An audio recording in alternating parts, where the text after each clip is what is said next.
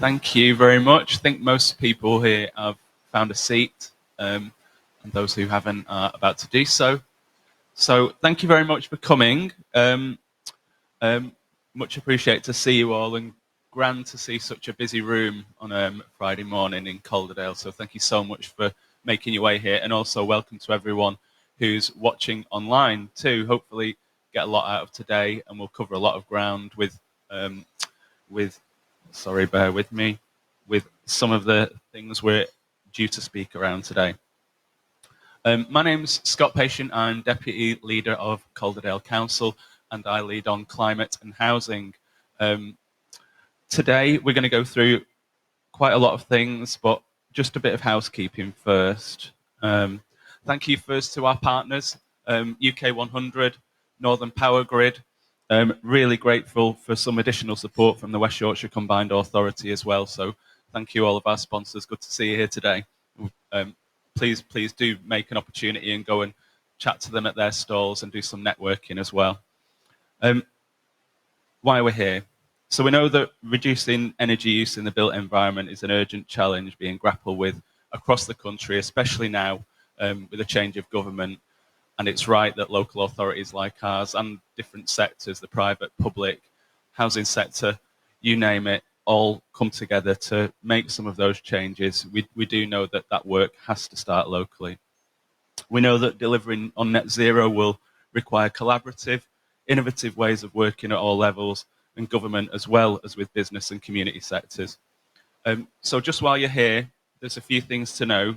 Photography and filming is happening throughout the event. If you aren't happy and haven't already, do check in with one of the sign-in team as soon as possible to make sure that we don't use your images. Otherwise, just please do enjoy the day. And some health and safety key points. There's no fire alarm planned that we're aware of at this point, but there are fire exits through here and back there, channeling my inner in-flight steward. And they both do have reception staff as well to point you to the muster points, which are the upper and lower car parks. So hopefully that'll be okay and we won't need to use that. Why we're hosting this here. Those of you who aren't from Calderdale, those of you who are from Calderdale know the reasons why, but perhaps those of you who don't live in Calderdale perhaps don't know our acute risk to climate change and why we're here today. Obviously, the threats that face all of our authorities across England and across the world are true here in terms of energy security, in terms of the changing climate. But we have an acute risk from flooding as well, which has really sharpened our resolve and made us work with partners from a very early, from 15 years ago actually, to put those partnerships together to make sure that we are best equipped to face those challenges together. And we took some of that thinking as well when we declared a climate emergency and built a partnership that was strong and not just the council to react to policy, to make policy locally, and make sure we've got a voice here in Calderdale that's heard beyond our borders. Myself and our leader both faced flooding on Boxing Day 2015 and in 2020, and I saw my children's school underwater on both of those occasions. So I do have that lived experience, which reminds me every single day of why we're doing what we're doing. So, okay, just a bit of a run through topics that we're going to be covering throughout the day. Calderdale's local area energy plan, which probably might mean nothing to some of you, but it's about to mean a whole lot more to all of you. It's a pilot for West Yorkshire, and Calderdale's local area energy plan identifies how we can decarbonise energy locally, setting out a range of options, priority projects and costs, and it includes a new and innovative digital twin, which we're about to find out about, model of Calderdale, and that model shows us visualizations and local building characteristics and net zero opportunities. And we'll have 2 LEAP sessions, an overview this morning and a bit of a techie deep dive after lunch. We're going to be covering Calderdale's retrofit challenge. We've got many pre-1920 stone-built properties here, which create an iconic landscape, but it also presents absolute significant challenges to over 1/3 of our housing stock, and those buildings are insulated, and make retrofitting them can be complex and expensive. So today we'll be hearing about projects taking place across the borough to help scale up retrofit, and it should be really exciting. We're also going to be covering around making local net zero a reality. Like many councils in the UK, Calderdale has set an ambitious target of reaching net zero by 2038. That's 12 years before the current government target of 2050. That provides its own challenges. We are in lockstep with the IPCC recommendations, as well as our combined authority and our neighbouring authority of Greater Manchester. So how do we capitalise on what that ambition looks like? We'll hear from our partners at UK 100 about their latest research in the space, and we'll also be talking about some of the changes we need to see to achieve our climate goals. And actually that influencing ask is being copied from other spaces. So dare we say we trialled it first, and we're already hearing from other areas within our service that they're thinking about developing their own influencing strategies for areas such as adult social care and elsewhere as well. So maybe it might be something that's worthwhile for you to understand how can be replicated not just within climate, but also in other spaces too. So we've got a brilliant set of speakers and panelists who will be talking around these issues, and we've got plenty of time for questions, discussion and networking throughout the day, as well as some beautiful locally sourced plant-based catering at the back, and there's going to be more of that to come, so please do dig in. Hopefully you enjoyed what was available to you as you came in. There's a copy of the agenda on each table, and you can access the delegate pack with some links to key reports by scanning. There's a little QR code if you're au fait with how to do that. Hopefully by now it's not a new thing to you. And there's slides in the breaks as well. Some of our videographers will be going around doing various vox pops and videos. Don't worry about them. If you're not comfortable being in the background, do shift away from it. And today is a starting point. We all know there are countless barriers to climate action, but we want to move on from that discussion and move towards action. That's what today is about. Something to keep in mind: how can you take what you hear today and use it either in your own areas or to work with us here in Calderdale to meet our shared goal of net zero? Do let us know. There's plenty of opportunities to do that, whether that's through informal discussions or taking away what you've learned today and coming back to us. We're very, very pleased that you're here. Okay, so I think we are going to move to our first session, which is Calderdale's Local Area Energy Plan. I am going to introduce Laura Bramley, but I'm not going to say any more. I'm going to let you do the big introduction, but thank you and welcome to the first session. Over to you, Laura.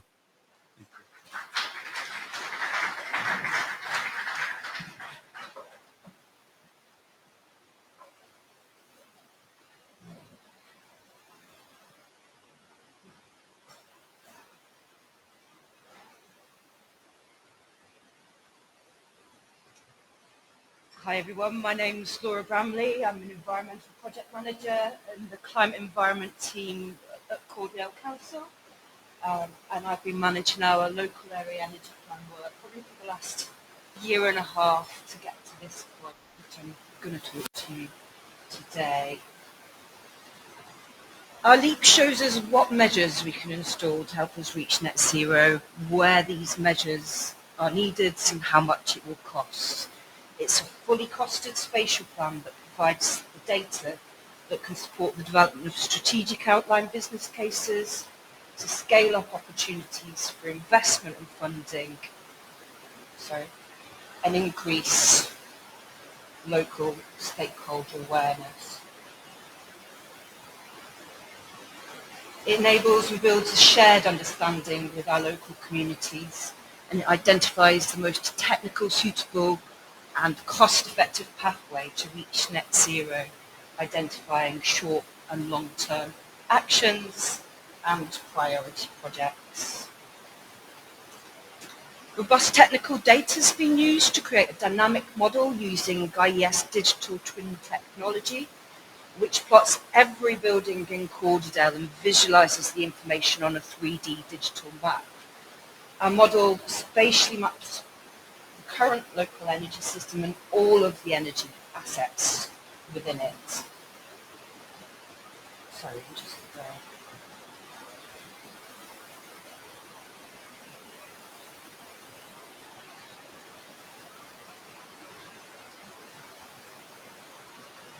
Sorry, do you have a mouse or something?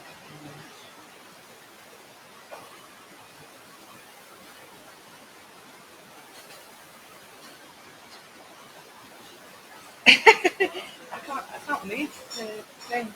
I do apologise.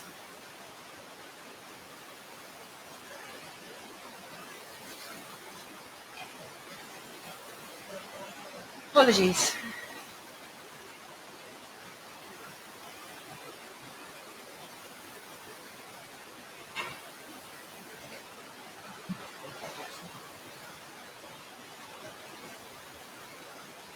It covers all building types, including domestic, commercial and public buildings.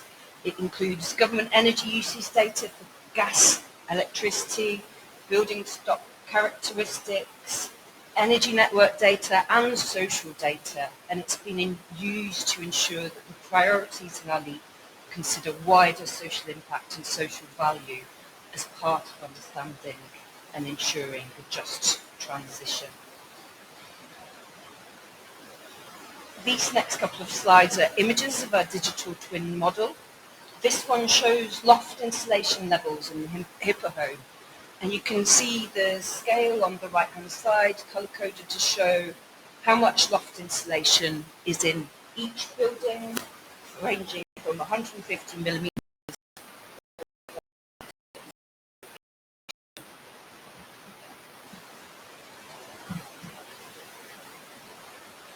It uses home analytics data from the Energy Saving Trust, which includes all in-lodge DPC data with algorithms used to fill in any gaps. And this is an image which shows modelled heating energy use in kilowatt hours per metre squared in Savile Park in Halifax, with a sliding scale of how much energy each building is using. Our digital twin has been used to model and identify suitable carbon saving options, such as the potential for building energy efficiency, insulation measures, heating improvements, and the potential for solar PV. We can also look at constraints, as whether an area is in a conservation area, and opportunities, such as the number of householders likely to be eligible for funding, to help us make key decisions. It gives us an incredible opportunity to target both funds and wider resources, both in and outside the council, to support the decarbonisation of our buildings. Analysis of our LEAP data shows that to meet our net zero targets, over 75,000 homes in Calderdale will require some form of building fabric upgrade. And cumulatively, Calderdale's housing stock will need an investment of around 300 million. This investment could lock in financial savings of more than 50 million a year in energy saving costs and help thousands of people to live in warmer, more affordable, healthy homes. The table shows the number of properties that are needed, that's been split into kind of into light and deep retrofit measures. You can see key focus zones have been identified for building fabric retrofit measures that are ranked based on the highest areas of fuel poverty, highest percentage of homes with an EPC rating below C, and targeting areas where funding is available. So within our model, we've looked at households and areas that have the highest percentage of eligibility for things like HUGS funding and LAD funding. You can see here in the map that King's Cross and Pelham East have the highest number of householders at risk of fuel poverty, and we can look at the detail of that within our digital twin model. Priority zones have been selected, as I said, where there's the highest potential for measures to be implemented with significant wider benefits, and the two zones that we've selected as our highest priorities are King's Cross and Tottenham West and Cornholme.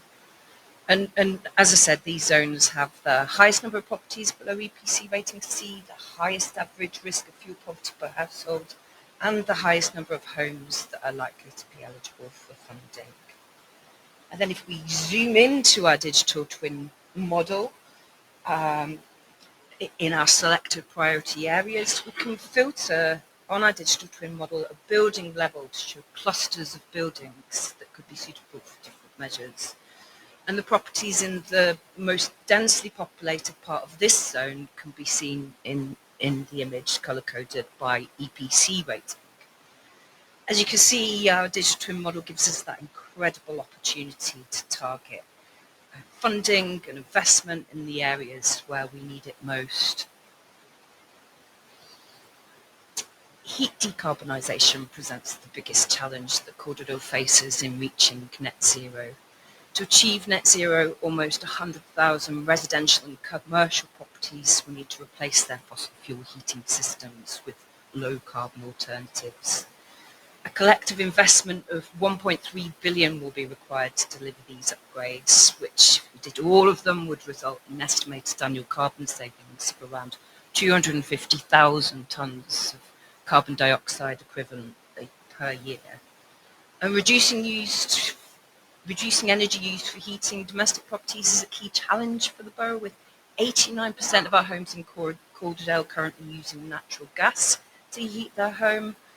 Most homes will need to convert to a low carbon heat source, such as an air source heat pump, for example.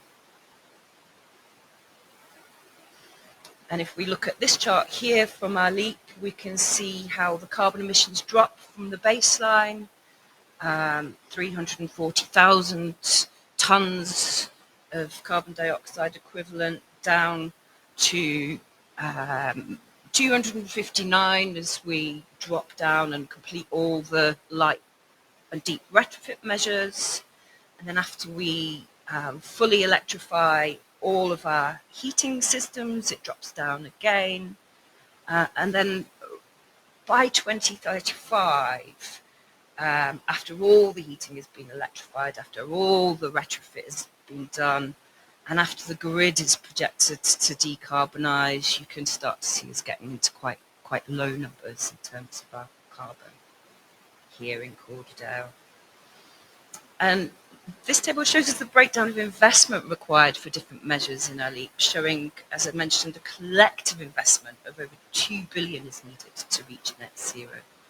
And this investment could support over 3,000 jobs in roles delivering insulation, upgrades to houses, switching properties away from gas heating to heat pumps, and other low carbon heating measures and low carbon measures such as installing solar PV and battery storage systems on all of our buildings. We've also looked at the investment needed for EV charging and grid upgrades too, and further work is needed to determine how to support and encourage our local supply chain. There are huge potential economic and social benefits to growing our green economy and growing our supply chain. The West Yorkshire Mayor's Green Jobs Task Force and ambitions on green jobs provide strong strategic links. Investment and growth can also support our local ambitions for an inclusive economy and a just transition, which ensures that substantial benefits of net zero investment are shared amongst everyone. Within ELITE, we've analysed the potential for alternative heat sources. Northern Power Grid's networks data has been added to our digital twin model to see where heat electrification as well as electric vehicle uptake may cause grid constraints and require infrastructure upgrades. An assessment of our council's land assets and restrictions have been looked at to identify sites where large-scale solar could be installed, with simulations undertaken to determine how much energy can be generated and how much carbon emissions could be reduced. We've done an assessment of any potential sites or areas that might be viable for district heat zoning. We know that new legislation is coming out in April, possibly next year, around heat zoning that could compel buildings to connect to a new heat network. So we need to understand that a little bit better in terms of what the opportunities are for our borough here. We've also looked at shared open loop ground source heat pump zones, so communal, street-based shared ground source heat pumps, and hydrogen zones within our local area energy plan. However, further feasibility work is needed to develop these alternative heat sources to better understand that economic and commercial business case. And demonstrator projects have been suggested to test whether some of these options would be suitable for us here. Within the LEAP, there's a list of short-term priority actions set out to 2028, but also to targets in 2038 and to the government targets in 2050. You can go onto our website and download our LEAP report. It was published yesterday, I think. So that's all online, and there's a link within your packs. But you can see on this slide we have quick wins, low regrets, demonstrator projects, and enabling actions that are proposed from each theme in our LEAP. And here you can see the priority actions split out into key themes for building energy efficiency and heat decarbonisation. But we also have priority actions for heat networks, renewables, and transport. I'm not going to go into detail about these here today, but do go online and have a look at our report on our website, and you can see more detail about all of this in our report. Our LEAP shows us the work that's needed to get our borough to net zero. The calculations and pathways can help inform conversations about investment priorities in the borough for businesses and for our homes.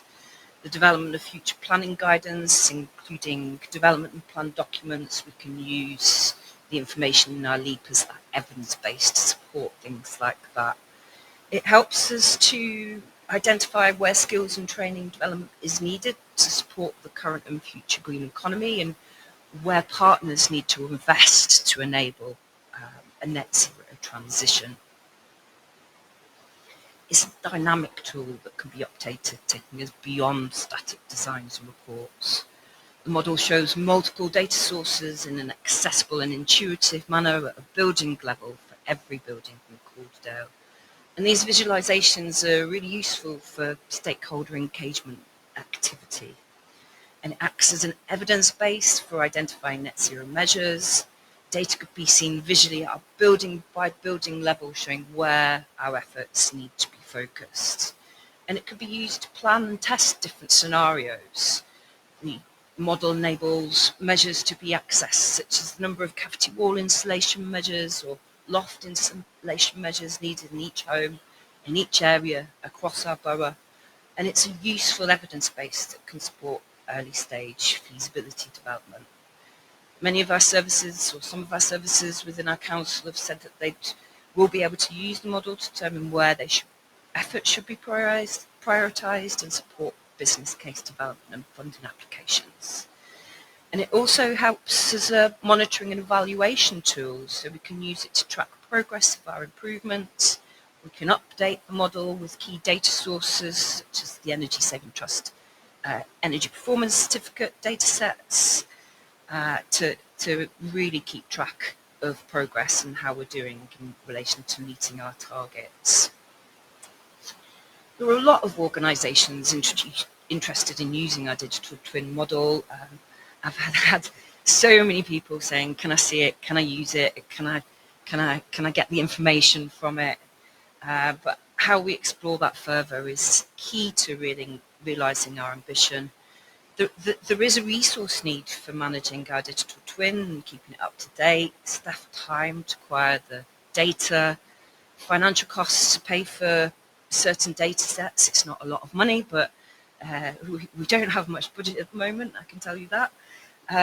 Support for management of the data agreements. There's a training development need to be able to use the digital twin and to be able to get the most out of it. We would love to share our model with trusted partners, but we have to manage expectations. Data agreements are needed.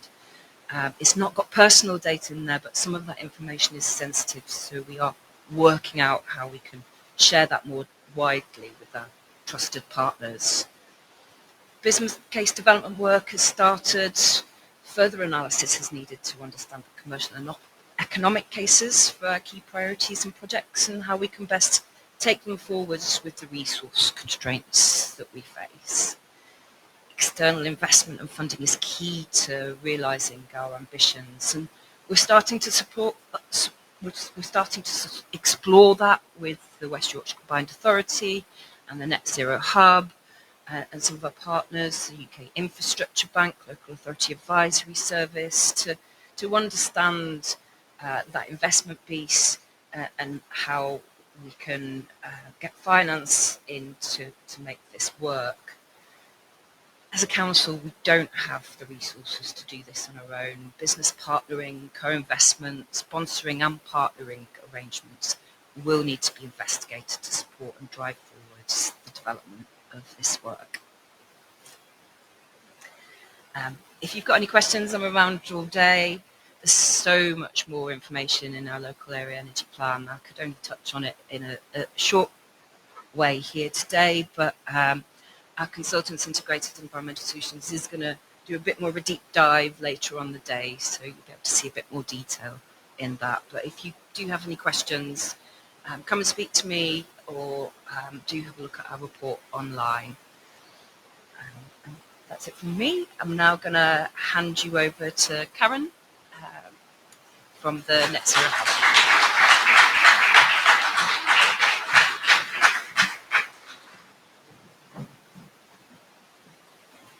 Good morning, everyone. Thank you, Laura. That's quite something to follow on from. And from that, I've been told to pick the mic. Is that better? Got the thumbs up. Hopefully that's okay. So from that detail into the Calderdale local area energy plan, I'm going to take us a step back now to look at the kind of bigger picture, to talk a bit about the hub, to provide an overview of the hub and the regional perspective. Is there still an issue? Okay. Let's try. Is that better? At the back of the room, can you give me a thumbs up if that works better? Okay, that sounds good. Oh, there we go.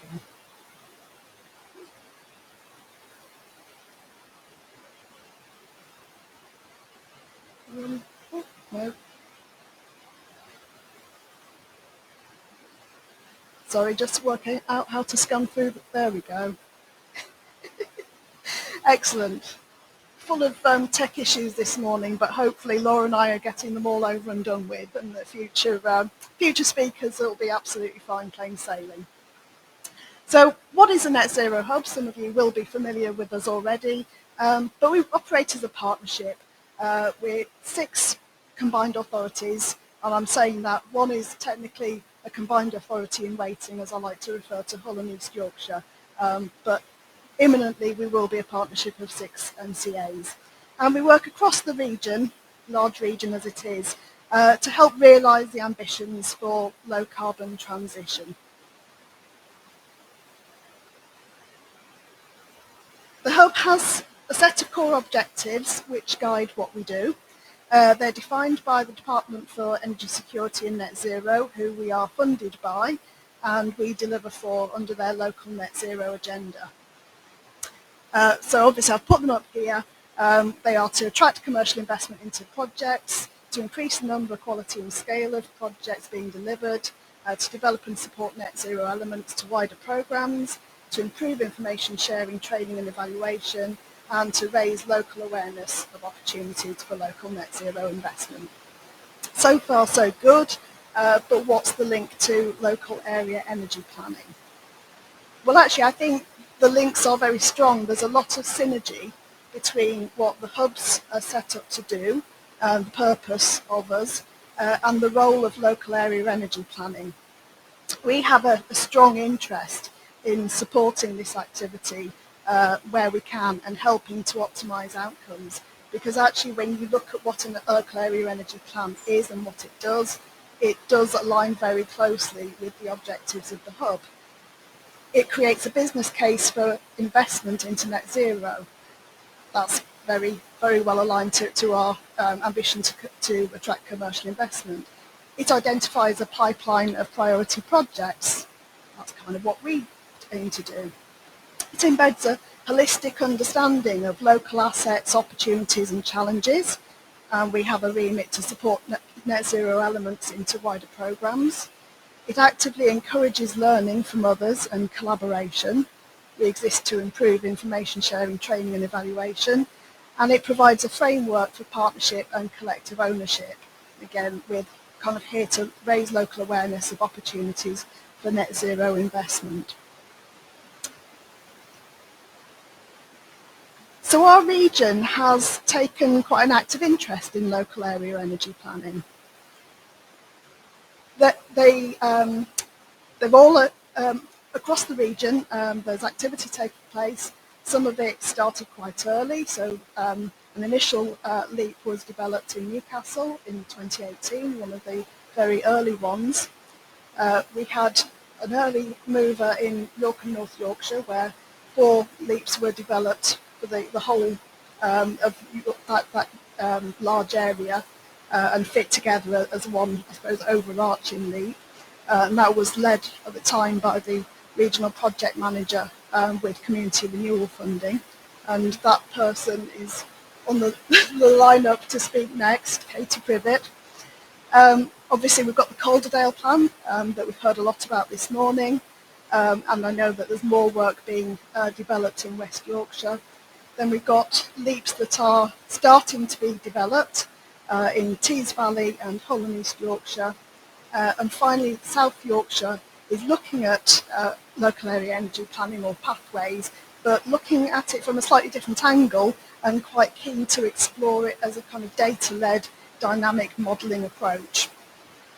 So lots of different experiences, lots of different activity happening around our region.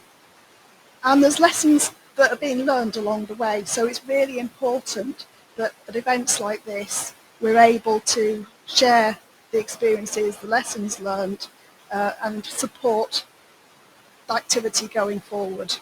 And Laura's already alluded to some of the lessons that they've learned through the Calderdale plan, and one of the kind of key questions that comes up quite often is the what next. Again, you kind of alluded to what next. How do we implement this plan? How do we raise the finance to deliver these projects? So these are issues that are being grappled with by a lot of people who've been through the LEAP process already, starting to look at solutions, and it's becoming clear that it's something that really needs to be considered and embedded when people start on the LEAP journey. So that they're really kind of valuable insights that we can pass on and share with others. And York and North Yorkshire are actively looking at this through their local accelerator programme, where they're exploring Bristol City LEAP approach and whether that could work in the York and North Yorkshire area. So that there is activity happening that we can learn from and we can share along the way.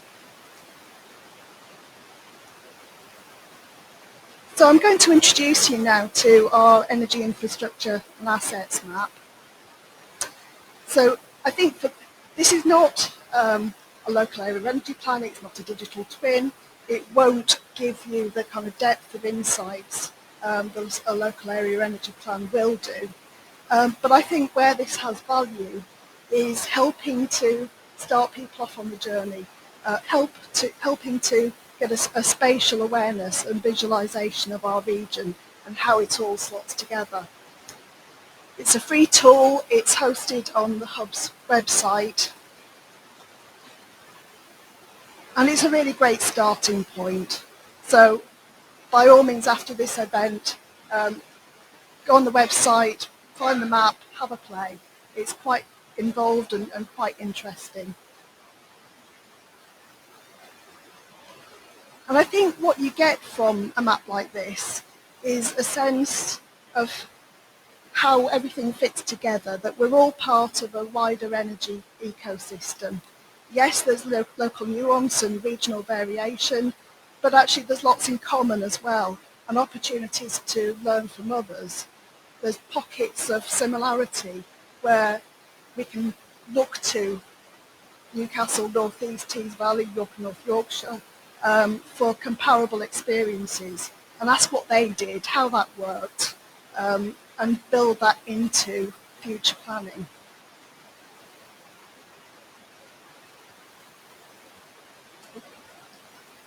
Sorry, I lost my place. So what this will help to do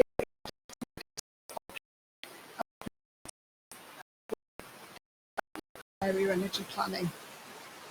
And it will help to generate some of those questions, I think, that you might need to ask as part of the process.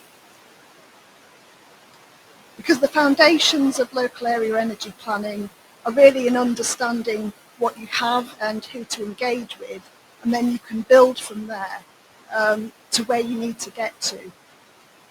I think it's important to recognise that you might think local area energy planning is a bit niche. It belongs to the climate officers in a local authority. But I think we need to think again, and certainly we need to get other people to think again, because actually what local area energy planning is the glue that holds all of the strategies for economic growth, health, climate resilience, and community cohesion across our whole region. So on that note, I was planning to hand over to Femi, but I believe I'm handing over to Emma now to talk a bit more about the process followed in West Yorkshire.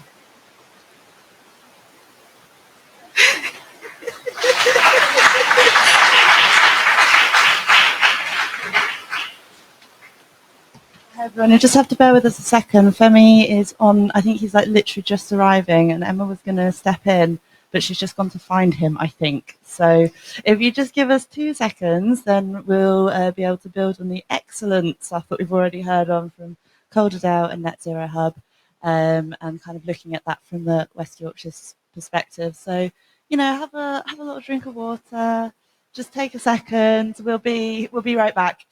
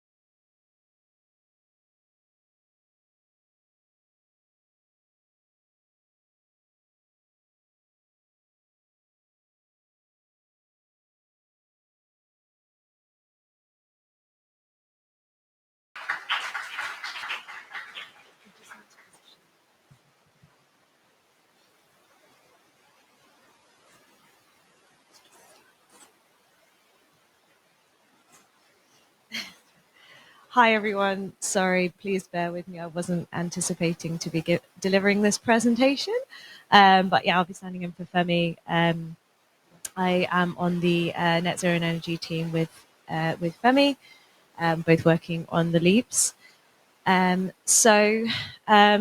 Firstly, just to outline kind of West Yorkshire's net zero ambitions.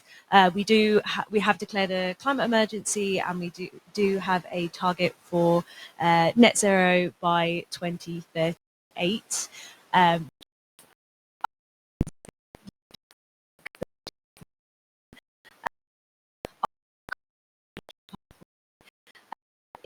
The basis of the LEAPs, and it covers kind of the evidence base and the scale of the change required to get to that target. We're currently in the process of updating the SERP, and the updated version will be used for the LEAPs that will be published next year as well. The Combined Authority is also developing a new climate and environment plan. So this will be an updated version of the existing one that runs from 2021 to 2024.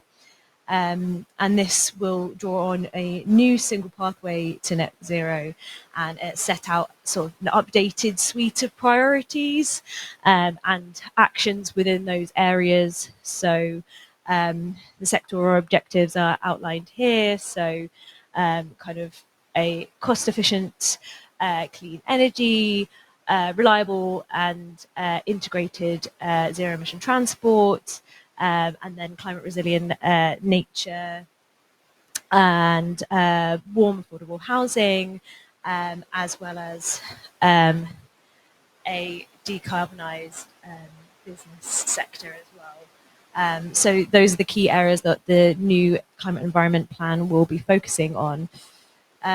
In terms of the LEAPs for the region, the Combined Authority will be developing the local area energy plans for West Yorkshire. So this will be obviously Calderdale already has that in train. So we'll be developing 4 district LEAPs for the region, as well as an overarching LEAPs document. And the idea behind this is that it will be a data-driven whole system approach, looking at a spatial and temporal roadmap for reaching the target. And it will also help identify those priority areas, technologies, and the projects for investment and implementation, which will really be the focus to ensure it is implementable. And in terms of the methodology that we're using, we're generally focusing on the energy systems catapult methodology.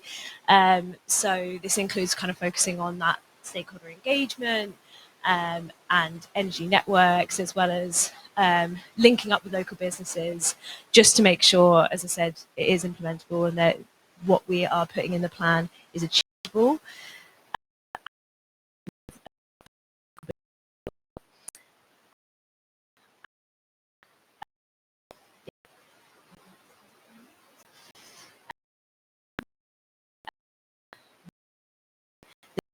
Yorkshire in general.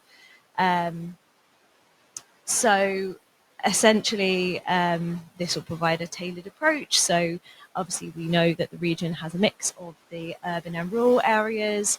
So there are specific and unique opportunities from an energy perspective that we hope to tap into and create that tailored approach that is specific to the area and meets the challenges of the kind of mixed geography.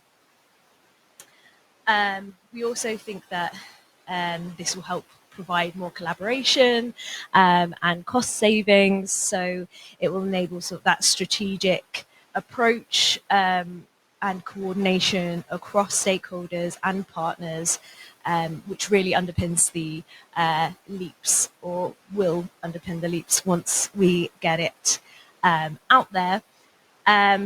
So the idea is this will really help with stakeholders working together to create more information sharing and enhance those communication panels for effective delivery, and and also make sure that that work isn't sort of duplicated, which will enable cost efficiency.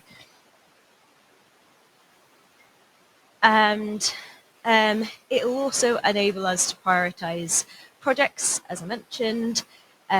So the idea is that it will kind of really set and train what projects will be ready for investment or has potential for investment based on the evidence that we will develop. And the business case, it will set out the business case for those projects as well, and work with the Net Zero Region Accelerator Programme that FEMI is leading on. One of the key things that we're hoping will underpin the LEAPS and its delivery is local economic growth and kind of driving forward skills development, community benefits, and really boost that job creation for the renewable energy projects, and foster that innovation and energy technology services, and really optimize kind of local resources and infrastructure and minimize any disruption with that integrated approach, which is why it's so important to work with those stakeholders. And that's it from us. Thanks.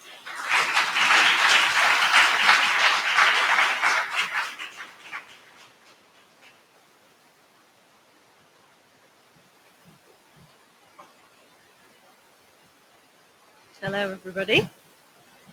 Make sure my microphone's in the right place. Can everybody hear me? Beautiful. Hi, everyone. Thanks very much for having me. My name's Katie Privet. I run the Regional Insights team at Northern Power Grid, and I'm going to talk a little bit about how we work in partnership with local authority and combined authority areas to develop, deliver, and to action local area energy plans. I will talk a little bit about how we've been working specifically with Calderdale and West Yorkshire, but you will also see little remnants of my old job as I give you a bit more intel on York and North Yorkshire when I worked at the hub. So a little bit of background about what Northern Power Grid is and why we are interested in how people are going to use energy in the future.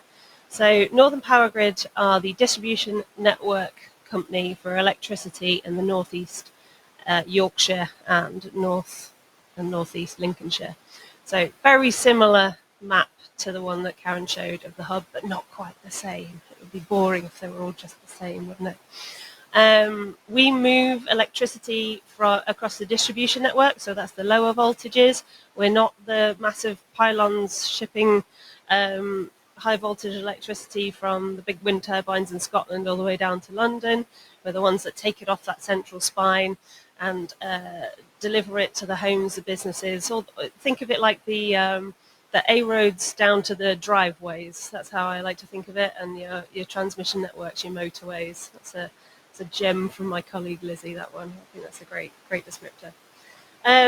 So we need to be able to make sure that electricity can move from the place it's generated to the place it's needed swiftly, effectively, and safely and reliably. So we have been operating in a network where we've traditionally had lots of big point source generators, big power stations, and electricity has just flowed one way. Just flowed out from those central points down the nodes to people's homes and businesses. Now we are seeing much more of that decentralized generation, which is brilliant. It means we're bringing more renewables on, we're bringing down the carbon intensity of the grid. But it does mean we've got a lot more complex challenges to deal with when electricity is coming on and off the network really quickly in lots of different ways that we haven't used before. So demand in our area has fallen since 2005, around 20%. So that's demand for electricity use. I'm going to talk about demand and I'm going to talk about generation. That's the sort of the two sides of the coin here. Demand is forecast to double by 2050 as more energy vectors that are currently not on the electricity system, like your home heating, like your cars, as they start to shift onto the electricity system, we're going to see that demand increase. So we need to have an idea of where and when that increase is going to happen and what it's going to look like. So that's why we do forecasting. We forecast, and if we can forecast well of what we think is going to happen on our network, who's going to be plugging in electric vehicle chargers and changing entire streets over to heat pumps at what time, we can assess the impact that's going to have on our network. Is the network going to be fine? It might well be for most of the areas. It might have been built robustly with very sensible plans, and it might just be able to chug along. Unfortunately, a lot of our network is very old, inherited from people who built it before, and some of them built it quite cheaply, I'm not going to lie.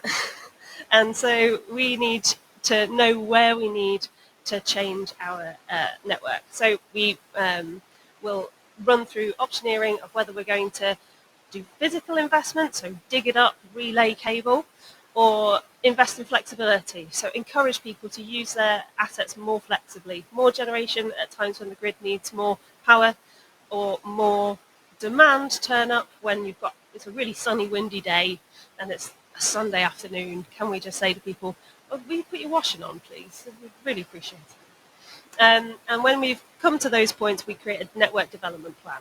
Now that's a lot of background, so much so that I'm not really going to give you much on this one because I've already had my 5-minute warning. So we run these annual forecasts, currently called distribution future energy scenarios. And those forecasts look at those differing rates of uptake of different types of technology out to 2050. And it's in line with a central future energy scenario that's done by the transmission network, those big boys down the middle. The reason we do that is because we want to be able to plan our network in the future, but it's also really valuable for local planning, and it's a virtuous circle. If we are able to plan our network development on locally specific data and then feed that back via our open data portal, if you're not registered, you should, it's really cool, then that data is available for people making regional plans again. And we can keep improving our collaboration on the future of net zero by just keeping that virtuous circle going. So what are the benefits? Previously, networks only knew what was going to happen on their network when somebody came in with a connection request and said, I'm ready now, can I have this? And that was the only way we knew people wanted to do stuff on our network. So the earlier we can model from the bottom up sort of household level data that we already use in our DFES modeling, and then supplement that with a more specific insights we can get from local area energy planning, because the bottom-up DFES modeling is good, but leaps are a bit better because they've got that democratic buy-in and because they're really built with stakeholders in mind. So we can tailor those assumptions to the local needs and better deliver a network that enables that vision from a network flexibility and from network reinforcement for that efficient, resilient and safe network. How do we contribute to local area energy plans? This is the Regional Insights team. I have changed my hair, I am sorry. I will get a better picture. We support engagement throughout the process. We'll help provide intelligence on our network and through the development of the process. So we've worked quite closely with IES during the development of the Calderdale leap.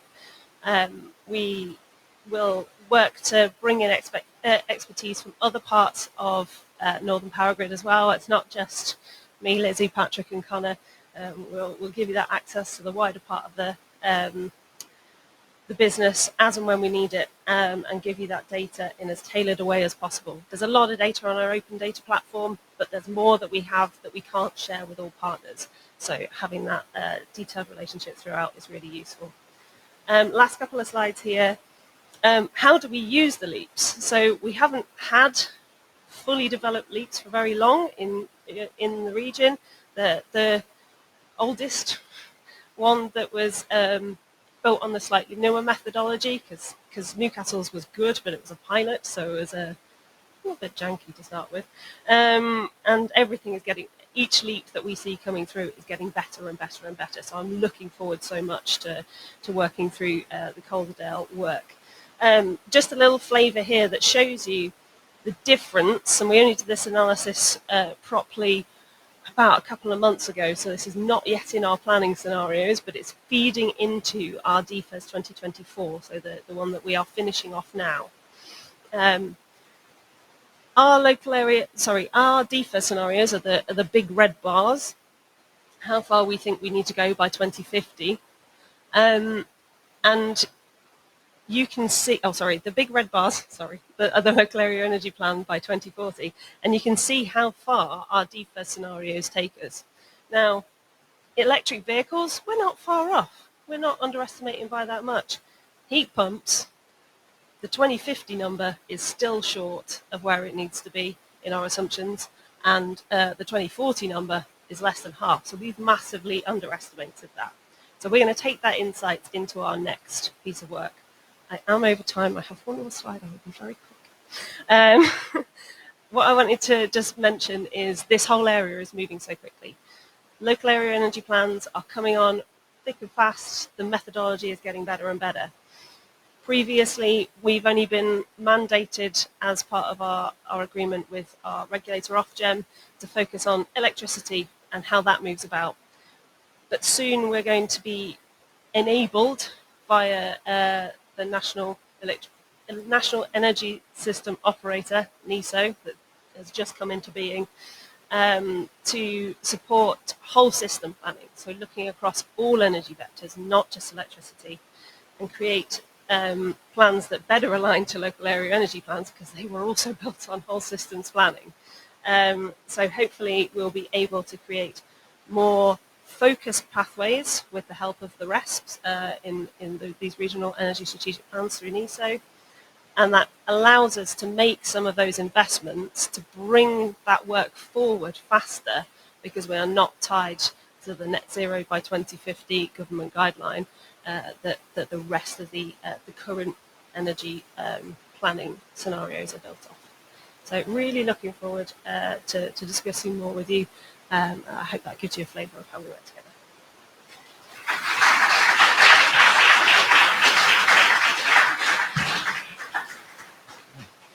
Okay, thank you, Katie. And could I invite all the other speakers to the stage, please?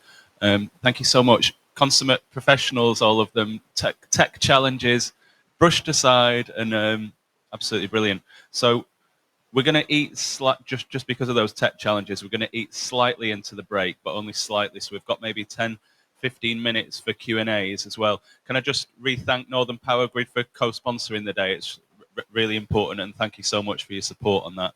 Sian here, my amazing assistant, no, actually the brains behind the operation, is going to be doing roving mic. So if anyone's got any questions for the guys up on stage, do throw your hand in the air and Sian will get to you. Maybe we'll do them in twos. Who's going to be first? Who's going to be brave? Anyone? Anyone? There we go, Sian. Ah, fantastic. Great. I think we've got good volume on this mic as well. So, who are you? Sure. I'm Sheridan Few from the Too much. Are we getting feedback? I don't know how you stop that. I'm not sure what they'll... Oh. Mark, Should I just speak loudly? how to do when both mics are happening, there's lots of stuff going on. Any brains behind this operation do not extend to technical microphone setup, unfortunately. Why don't you use that mic? No, just Speak loudly, yeah. yeah. So the event needs really efficient set of thank you.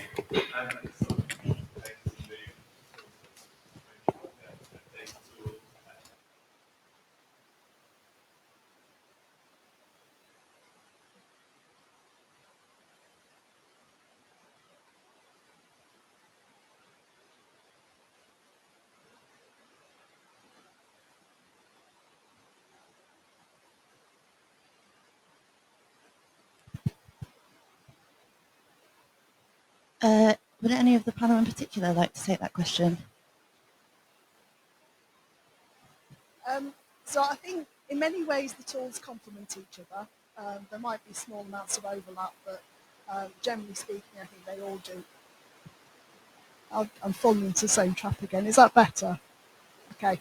So I think the tools generally do different things. I think they complement each other quite well. At the moment, I don't think we're kind of looking to bring them all together under one big, massive tool. I think there are multiple complexities to that in terms of ownership, skills, licensing, just the kind of sheer power that would be needed to operate a tool that did all of that. And of course, some of these tools are freely available, some of them have been commissioned. So I'm not sure we're there yet, but I think we're building towards a point where at least people, if they're signposted, can access different sources of information and almost piece together a patchwork quilt to get them started on the journey. I don't know if anyone, Katie. So I'm doing another plug for our open data portal, but the nice thing about it is it's and I'm not a techie person either myself, but there's opportunity to set up APIs within it. So anytime we update our tool, anytime we update our data, any tool that uses it, any other tool that's out there that accesses that data will automatically get that update. So that means, yes, okay, we have got really cool maps, and if you're really nerdy and you really want to look at electricity systems, you can jump into our open data portal.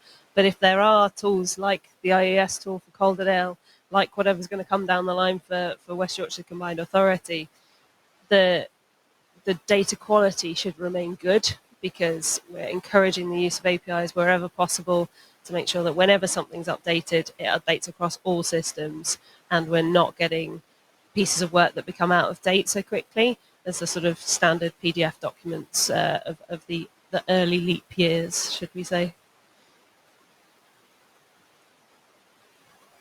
We are also always open to suggestions on what more Northern Power Grid could do to support such things. So if there's a clamouring need for a particular type of support from us, we're more than happy to explore it further. Thank you. And I would just add a plug for the Leap Deep Dive session after this, where there will be roundtable discussions where we will invite you to answer the question that you've actually just posed to us. So I look forward to seeing your comments on what value you would see from different systems being joined together.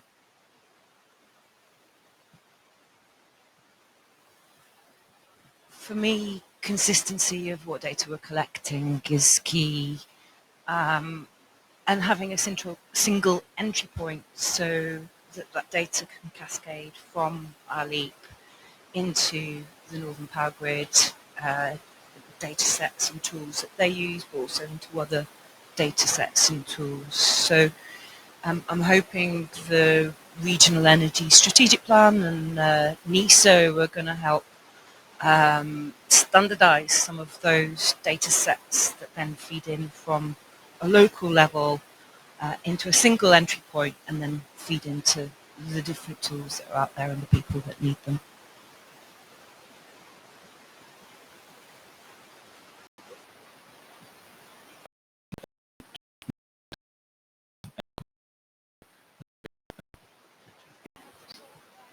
I'm so sorry, everyone. We'll work out the mic feedback situation in the break, but I'll get my steps in the meantime. Eh?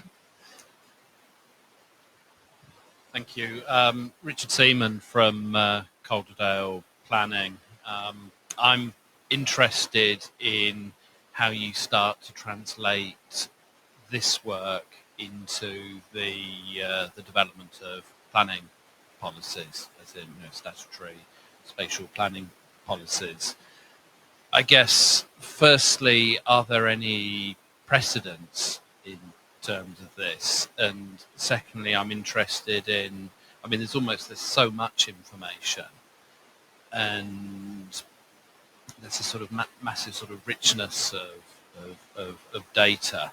how do you start to organise that and prioritise that in a way that sort of starts to make sense from the point of view of developing planning policies? Thank you, Richard. So that was how do we integrate data from the LEAP into planning, and how do we make sense of all the data that's available? Who would like to pick that up first? I'll put my old dusty North Yorkshire hat back on for this bit. I know that in North Yorkshire they have been developing a local plan for the first time as a unitary. They've brought together 7 districts after the LEAP was completed, a few months after the LEAP was completed, and it became a sort of key information document for the beginning of their local plan development. I haven't spoken to them in detail about it for a while, but one of the things they've been doing is, it's actually as part of our DFAS 2024 process, is kind of amalgamating all of the data on new developments that are in existing local plans to assess the network impact of that. So very similar to what happens in the LEAPs, but we're just doing it in our normal modelling anyway. So I think you can very much use that network information on what our network looks like, where there are areas where there's lots of opportunity for more demand, and think, well, why don't we put, if we're not sure where we want to put economic development areas, there's an area with absolutely tons of electricity going spare, maybe look there first. And it's adding those sorts of layers that I think will be really useful. I think Greater Manchester are a little bit further on their planning front as well, so it's probably worth reaching out to them, and I'm sure anyone on the panel here could help you get in touch from that viewpoint, and learn a bit more about how it's being done elsewhere. I would say for Calderdale, we were actually quite fortunate that the local plan for Calderdale was published, I think, just as we started to do the work. So we were able to take a really up-to-date local plan and integrate that into the LEAP, which I think was a huge benefit. As Katie was just saying, we're also looked at electricity demand to also substation capacity. So if you do have future sort of areas of development, you can kind of look at which areas will need substation upgrades, or actually which areas are fine. If you continue to use the digital twin model as well, you can change building use. You can look at potential areas of land that are available for renewables, for example. So that that could continue to be used in conjunction with planning as well. So I mentioned earlier that local area energy planning is the glue that kind of underpins a lot of strategies within local authorities. And I think at the heart of what Mick and Katie have been saying is it's about the conversations that you have with other departments, with other parts of the organisation. Ideally, the sooner the better, that actually those departments, if you can bring them into the local area energy planning process at the very start and get them bought into the idea of what the LEAP will present for them, and kind of how to then knit that together into various other strategies, then that's great. But if you're kind of coming at it from having developed the LEAP or started on the process, it doesn't stop you starting those conversations. A lot of it is about talking and bringing people on board and having those conversations that make sure that everyone is bought into what the LEAP is and what it can do. Yeah, I think just to add to what Karen has said, I think it's about bringing in all the key stakeholders in early, and which is the approach we're taking at West Yorkshire as part of our LEAPs. We have a steering group that meets monthly, and the steering group contains basically our planning team. It also contains key stakeholders like Northern Power Grid, NGN, and other private partners as well. And it's just bringing them early into the planning process, because the LEAP gives us that evidence alongside other piece of work that we're doing as well.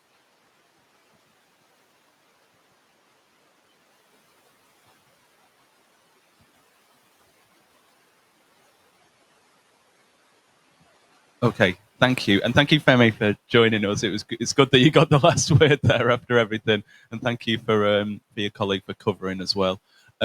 Okay, without wanting to trip on the toes of what will be the deep dive and repeat what we might potentially be talking about later, we're going to buy back 5 minutes, or depending on which way you look at it. Thank you to the panel. Can we give them another round of applause?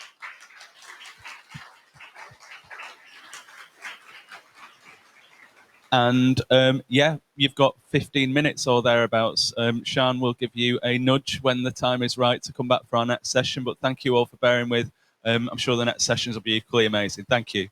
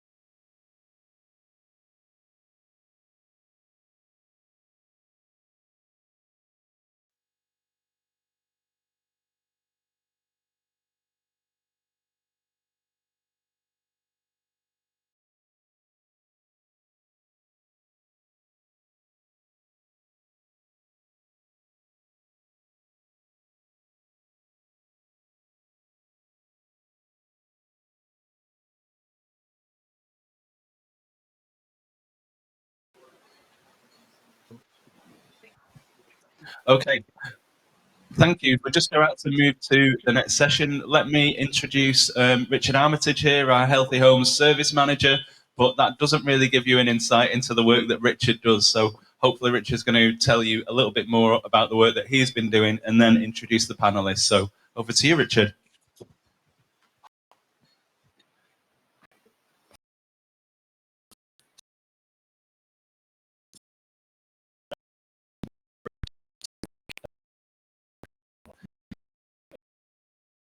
My mate to pick it back up again. So good morning. My name's Richard Armitage, and as councillor kindly introduced me, I am the Healthy Home Service Manager for Calderdale Council. This morning's session is going to be all about exploring the finance and support models needed in terms of community engagement to scale up retrofit and tackle the challenge that we face. The Healthy Home Service in the council mainly delivers services to vulnerable and low-income private homeowners. We support them with essential repair work to the properties. We carry out affordable warmth and fuel poverty schemes, and we're now expanding our work in terms of the retrofit agenda. We also endeavour to bring empty homes back into use as well, and that's a topic for a different day. So we touched on some of the figures this morning in the introduction to the local area energy plan. But in terms of background, we have a housing stock in Calderdale of about 95,000 homes. 75,000 of those homes need to be improved to Energy Performance Certificate rating C by 2038 as part of our ambition to be net carbon zero. In terms of what we need to be delivering on, that's a current average projected rate of 5,400 homes per year. So, fairly challenging task.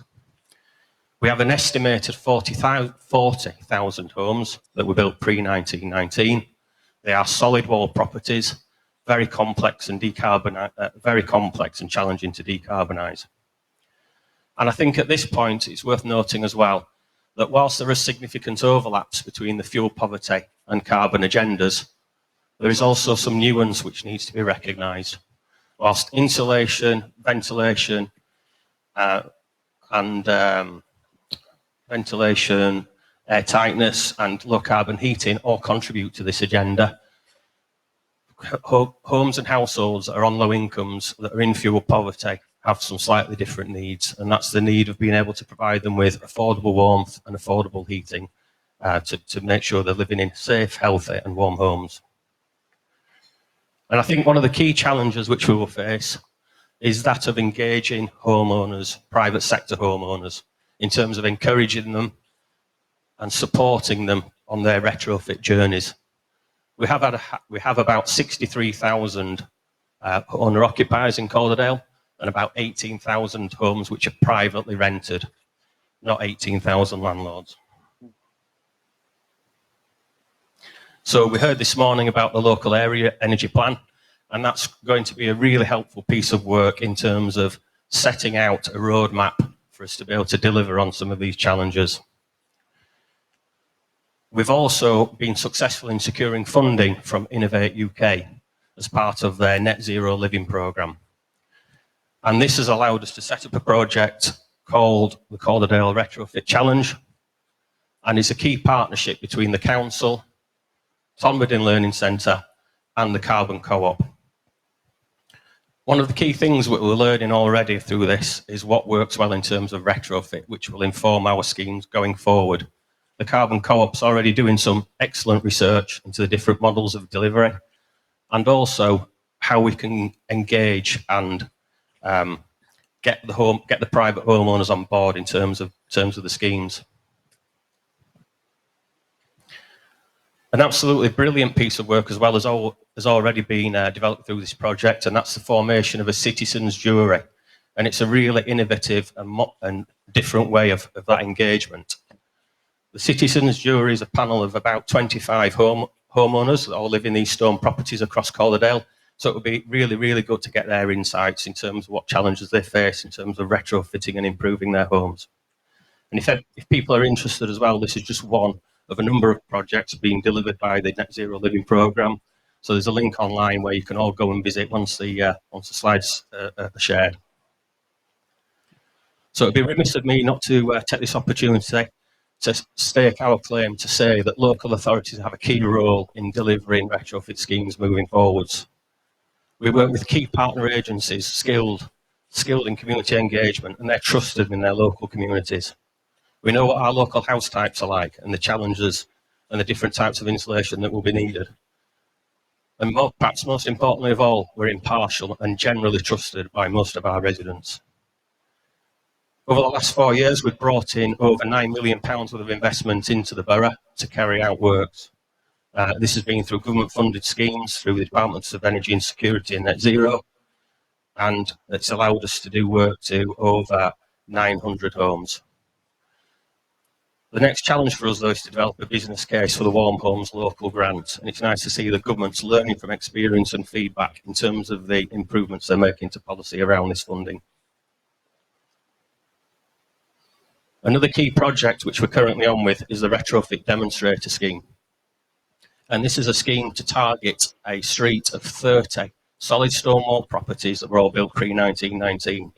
We already have 20 of the 30 owners signed up to the scheme, and we're now embarking upon the design and development phase for the project, which will include retrofit assessments on properties and very careful technical design. And one of the key challenges that we have with our stone built properties is how we insulate them affordably and effectively.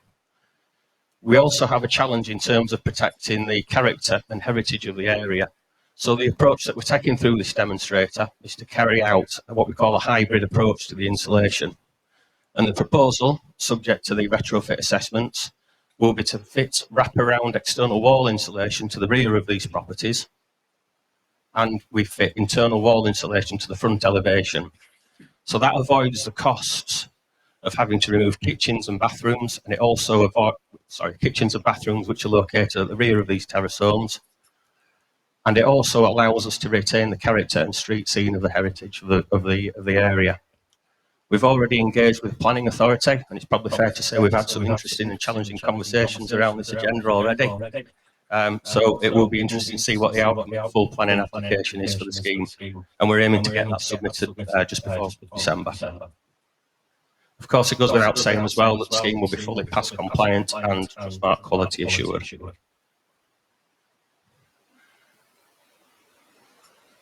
So I've lost my last slide from the scheme, but we're now moving into the panel discussion, please. So if the panel would like to join me on stage. Thank you.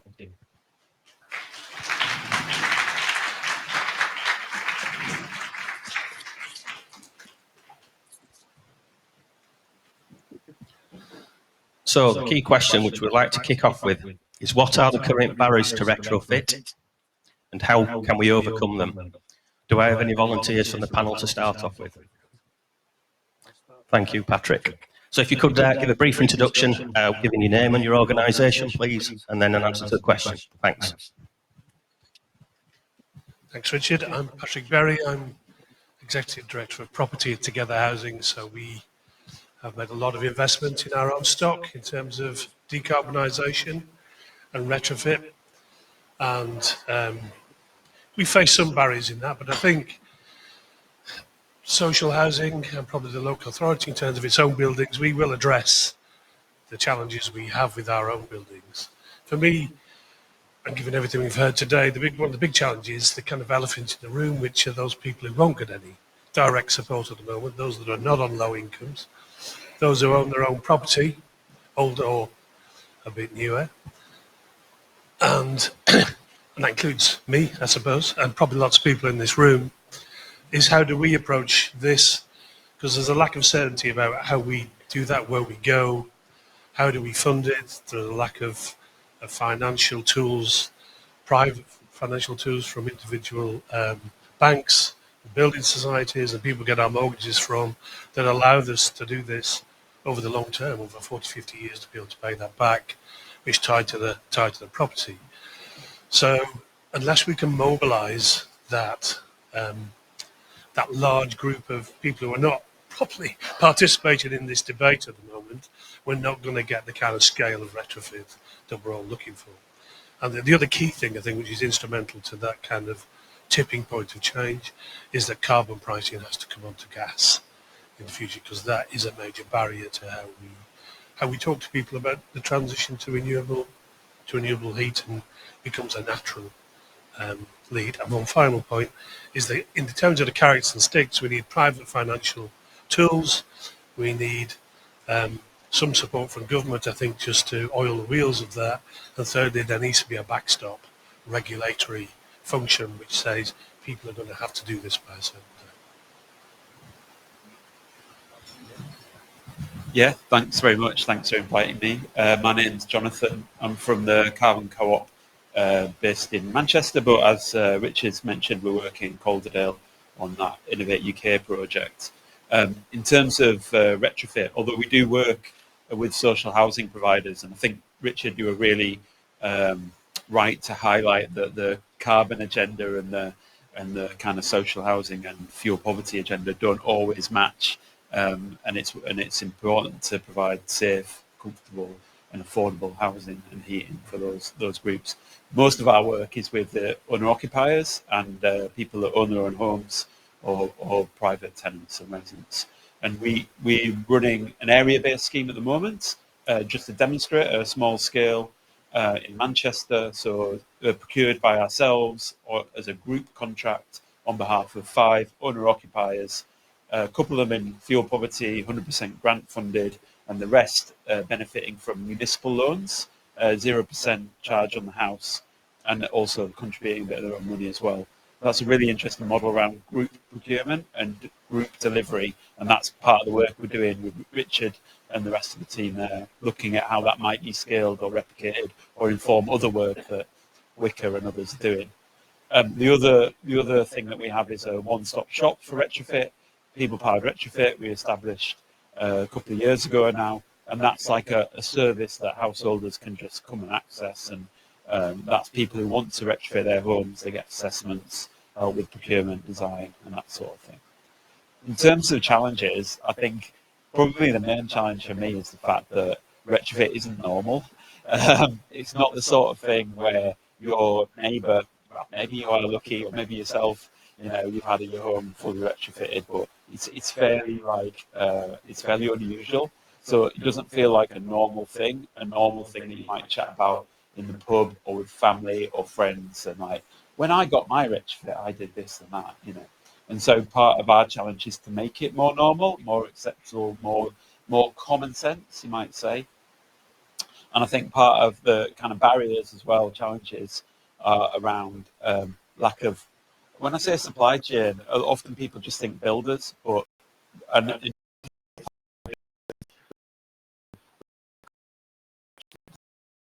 one-stop shop options and pathways for people and those kind of things. So having those things available and open to people so they can pick up the phone and talk to someone confidently or kind of trustworthy about that's a key barrier for me, and having those pathways into retrofit. Hello, my name's Sarah Brooke, and I'm a Programme Manager at the West Yorkshire Combined Authority. I'm in a new service just recently formed called the, it's gone, Home Energy West Yorkshire. And basically our aim, all our focus is on domestic retrofit. We have a vision. Everyone in West Yorkshire can live in a warm, comfortable, low-carbon home. So we're really focusing on every tenure type as well. In terms of barriers, the Mayor launched a climate chat, and we got the results in March 24, earlier this year, and we asked them about retrofit. And the results weren't surprising. 69% said the costs were too prohibitive, 39% didn't trust contractors, and 26% just didn't want the hassle and the mess, which, if you've been on a building site, you can understand. We weren't surprised by those comments. We weren't surprised at all.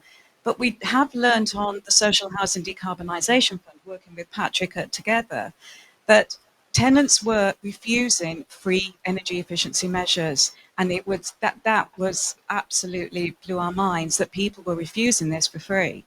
So that said to us, there are other factors that come into play here. So some of those factors that are causing barriers, I think Jonathan's mentioned it already. You know, cavity wall insulation hasn't got the same excitement as a brand new kitchen or bathroom or car, or it's not the priority. And a lot of people having to help family members, so there are conflicting priorities. Other barriers are things such as the technology, the complexity, property. We've already talked about stone houses. We've talked about planning. That will probably come up again. But I think also personal issues are coming into play, and we're trying to do a lot more work on that, where people are just not interested. They're ill, they're feeling vulnerable, there are other issues in their lives, and they're simply not interested. So that is going to give us a lot of things to work on to persuade people to sort of embrace retrofit, even if it's free. Hi everyone, I'm John Hart from the North Eastern Yorkshire Net Zero Hub. I think hopefully Karen has gone through what we do in quite a lot of detail, but briefly, if you were not here for that part of that, we're a partnership of the 6 combined authorities of North Eastern Yorkshire. It was created and directed by government to support local areas and the communities they serve to deliver community or to the local energy projects. And a huge part of that is in the retrofit space. As we always say, we're involved in something like 100 brilliant energy generating projects from across the North Eastern Yorkshire, ranging from, I guess, solar powered ice skating rinks to a project trying to get a district heat network out of mine water at a museum. But there's no point generating all that electricity if it literally goes straight out the window or straight out the door. And of course, as we will say, the cleanest energy is the energy you never use. So we do a huge amount of work in the retrofit space. For example, in the what used to be called the Social Housing Decarbonisation Fund, it's now called something else. So we led a consortium of 15 local authorities and housing associations, which has taken the amount of homes we've been directly involved in the retrofit of to over 5,000. And also, as we've also said, we've also involved in a number of local energy advice demonstrator projects, which is pilots, which are there to see how you can get energy advice to hard-to-treat homes and hard-to-reach communities. Again, some of my colleagues on the panel have said something similar already, but the biggest barrier I think we often find is engagement itself. Often that can start prior to engagement because the data in this space is not strong. Obviously, the EPCs are often out of date. They're not often available for the private sector housing. Assessor quality can be variable. We've got an apocryphal story once that someone went out to do a survey of some homes for retrofit and found that they didn't need it on account of having been knocked down. So data in this space is not good, but even if you have got that data, as some of my colleagues on the panel have already said, often, frighteningly, bewilderingly, people don't want what you're offering.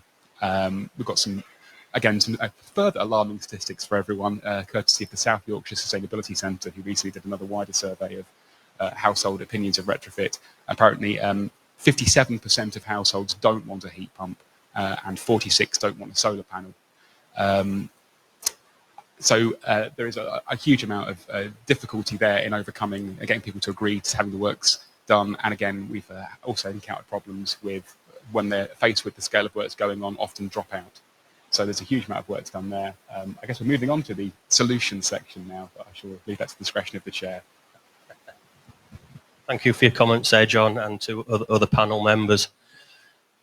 The figure that stuck out to me from this morning's session was the huge level of investment that will be needed. And I think that is the biggest elephant in the room, isn't it?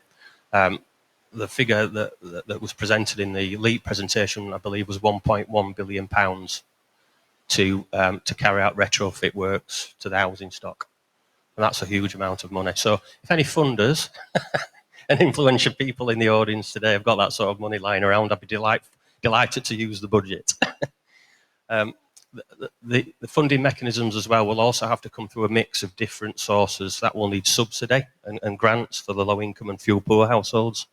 But it will also need to come through equity loans and repayment loans as well for what we call the able and willing to pay market. And I think there's another challenge there in terms of assessing where and who and how big that market sector is. When people have other choices to make in terms of the household budgets and what they spend the money on, it's how we influence that agenda to make retrofit a priority for them. So I best not hold the microphone too long because I am supposed to be chairing. The next question for the panel. What are the major challenges and opportunities we must anticipate on this agenda? Any volunteers? I'll do it quickly. I've seen the 10-minute challenge. Two things for me around that. And going back to what you said, Richard, and others have said, I think wage growth, real terms of wage growth, has been pretty stagnant for a generation in the UK. So suddenly going back to people and ask them to invest all this money in the homes that they weren't expecting is a big ask. And so how we do that is going to be pretty key. The key thing for me is going forward, we can't keep doing what we've always done and expecting a different result. So there's big opportunities here for new forms of partnership, I think, between the public and private sector. We have a combined authority. There's probably going to be devolved budgets come into that combined authority. That has a huge opportunity, but also to work with the major utilities who have an interest in this, both the network providers, the energy suppliers, and the technology suppliers, and the banks and the finance houses. They all need to be in the same place. We can't all operate on individual satellites, or it's going to be a difficult mess, I think, to achieve. So the role that local authorities, and particularly the combined authority, might have in bringing those people together around a single point of action for me would be key going forward. Thank you, Patrick. No pressure.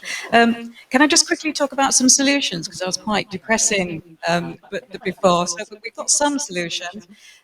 Just going back to the customer feedback that we had at the Combined Authority, we're very much focusing on a one-stop shop for West Yorkshire, and that will be launched next year. And that's meeting this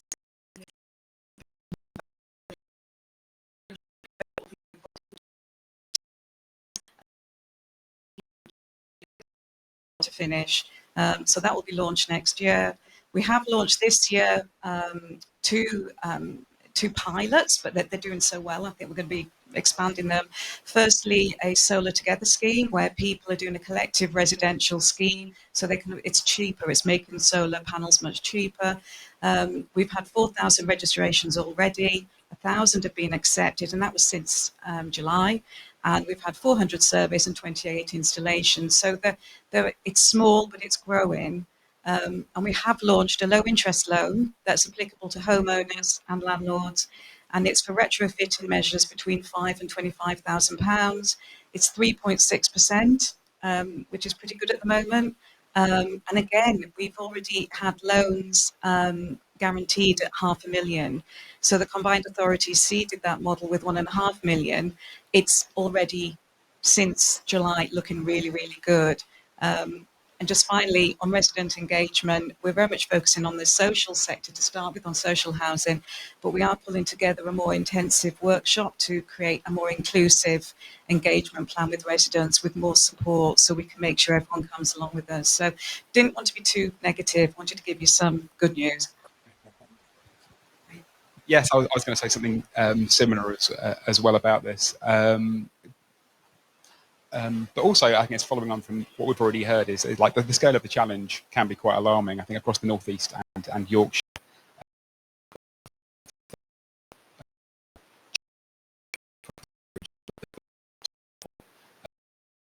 that even when there is money available, they will cost the most amount of money. So it's the hardest to make a case for return on investment. But there are much of creative thinking happening across the region, both in terms of, for example, the Leeds Building Society was the first financial institution in the country to run a retrofit-based mortgage, a green mortgage they called it. So they're working alone to be creative. There are creative partnerships happening in places like Wicker to have creative solutions for that, and even ourselves in terms of the consortium that we've run for one social housing fund and are currently in the process of developing a bad bid for other, addresses some of the issues like the levels of match funding and minimum properties you have to get that kind of funding by having that consortium, which means that smaller local authorities and smaller housing associations can't access it. But what I was going to say is, I was quite gloomy in terms of the engagement piece. Next week, our own conference, we're going to launch our own independent retrofit evaluation, which looks at an independent evaluation of all the retrofit activities we've undertaken to date as a hub, and there are huge learning in there for everyone on how to deliver effective retrofit programs. And one of the key messages to take away is that what's called, you do need hands-on, resource-intensive engagement with local authority, with local residents, through literally face-to-face door knocking and events. And generally it really helps if the local authority is the front-facing entity, because people know who you are and they trust you. And that needs to be a consistent engagement at the start of the progress, throughout the program, and even at the end of it in terms of aftercare and snagging and things like that. So if you look at those figures I was quoting earlier from the South Yorkshire Sustainability Centre about people not wanting it, if you actually go to levels of technology that people are more familiar with, it is a negligible amount of people who don't want double glazing. It's something like 3% of people don't want energy efficient lighting. When people are more familiar with technology, they are more receptive to it, and that means the opportunity really is events like today, not just in terms of the reason we're here, in terms of local area energy planning, making sure that data is available and bringing partners together, but the amount of local representatives and councillors who are in the room today. You may not feel like you're influencers, but you are the direct line into communities to have these conversations and to get that conversation going, and by bringing people together to start both innovative partnerships, and also to want to continue the work outside of the room to inspire and inform your own work. That's the real opportunity.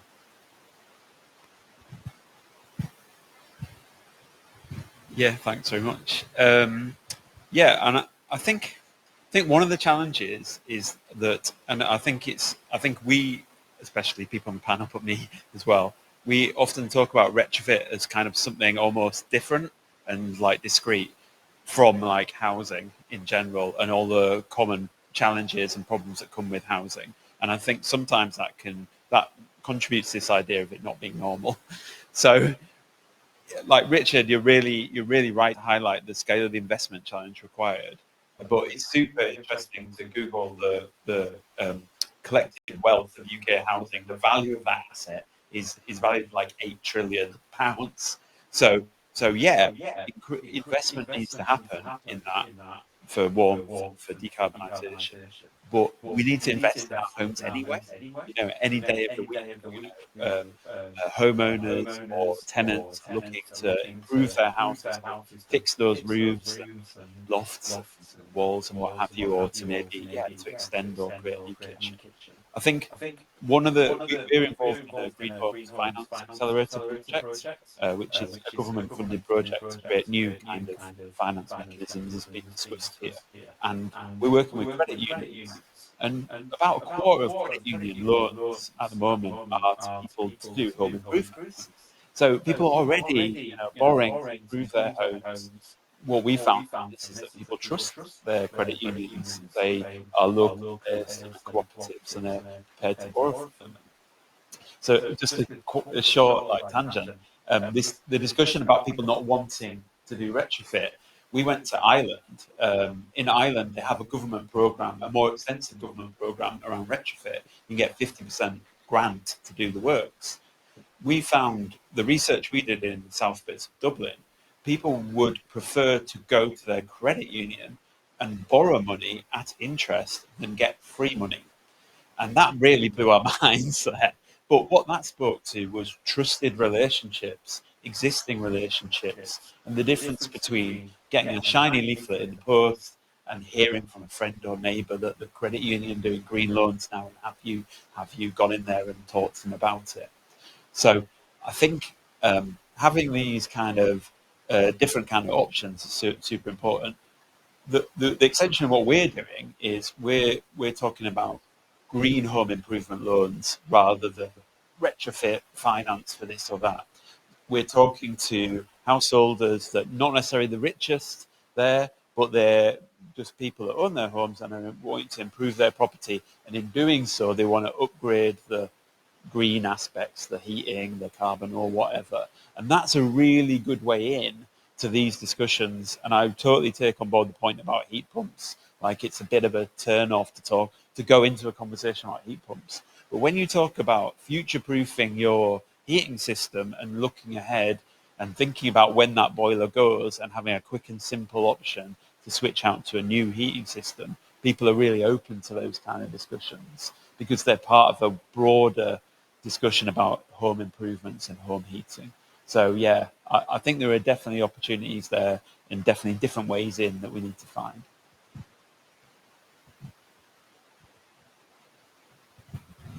Great, thank you very much for all your contributions and comments there. So we're now going to move it into audience participation, and the next 20 minutes of good quality Q&A just separate you from an excellent lunch. So I'll put it out to the floor. Sean, who wants to kick off with the first question? So we'll just do a little test, no feedback at the moment, but Mark is going to go and hover at the front just in case we get there. Any problems? Hello, I'm Councillor Sarah Courtney and I'm lead member on Calderdale Council through Regeneration and Transport, but this is a question, I suppose, partly as a consumer. So we did have, we bought a house that needed complete renovation, and we absolutely sort of retrofitting was, insulation was a really key part of that, and we were really keen to do that. And one of the things we struggled with as consumers was trusted information on the internet, not really getting much from builders, not knowing, you know, there's sort of lots of scare stories about, you know, if you do it wrong, you can get damp problems and all of these things. So I think a really good single source or a trusted source of information for consumers is really helpful, because then if you're talking to to builders, tradespeople, whatever, you can feel a bit more confident in what you're asking for. And I suppose the flip side of that is, and this is with my councillor hat on, because I have skills and stuff in my portfolio, is how do we talk to tradespeople and encourage them to also feel confident that they're selling, you know, can bring that conversation up with people when they're having their houses renovated. So if they are buying, we've got a lot of older properties, many of which still haven't been sort of touched since the 60s. We had some excellent 60s carpets in our house, which was really comforting because we're in a flood zone, but I knew we hadn't flooded because of the carpets. There's no way that those carpets had been flooded. So yeah, so just about about skills and about trusted information. Thank you. Great question, thank you. So I'm going to bring Sarah in, and then perhaps Jonathan as well from some insights from Carbon Corp. But Sarah. Thank you. Couldn't agree more about that trusted advice, which is why our main focus has been to launch the one-stop shop next year, which will be the Home Energy West Yorkshire one-stop shop. It'll be a single point of contact. You'll have trusted independent information there. You'll be signposted and given guidance on what funding, what grants are you allowed to get. And the aim will be to actually take you from the start to the end of the journey with trusted suppliers. So it's not a small project, it's a huge project for us, but that will be launched next year. And it will be launched in phases. So I couldn't agree with you more about that. The second question, I think, was with suppliers. It's part of our 10-year plan. We are not doing enough in terms of the supply chain. Anybody working on the social housing decarbonisation fund knows the supply chain's creaking. And I think wave 3 could make it creak a bit more. So we've got a lot of work to do, working with SMEs, with skills, with schools and further colleges, but with contractors who are already pretty busy. You know, we need to incentivize them to upskill and learn these trades. I think, just briefly before Jonathan comes in, just in terms of supply chains, there needs to be longevity and sustainability around funding to give supply chains the confidence to invest in training and skills as well. Just as it passes me by, I was going to say the suppliers need certainty. They've been led up the garden path several times about what's happening in this space with certainty, and I would say a bit of regulation. They'll fall in line with the market, but that's not there yet. Yeah, no, I agree, definitely. In terms of the consumer piece, Citizens Advice did some really good reports last year, a series of reports on the net zero transition. One of them was around looking at one-stop shops. Another was around levels of interest in kind of retrofit measures and what have you. And I think there's a real requirement for obviously consumer provision, but also regulation to ensure that advice that's being given is of a high quality and that people get the right kind of advice and the right kind of understanding. In terms of the supply chain, something that's really struck us as a one-stop shop in the area is that almost the same frustrations that householders have are mirrored by supply chain, and that's contractors, builders, but it's also architects and also other professionals in that area. It's many of them would like to get involved in this area, but don't really know where to start and don't know where to get good quality information. They also don't know necessarily many other contractors or architects who are working in this area as well. And one of the things people powered retrofit has become, it's not, when we set up, we thought our focus would be on delivering retrofit services to householders, and indeed that's what we're doing. But we're actually getting more and more demand to provide the knowledge and the best practice for other supply chain people. So, for example, our architecture team, they're providing common standardized details for other architects who are saying, well, I'd love to get into this area, but how do I start? Where do I get the good quality?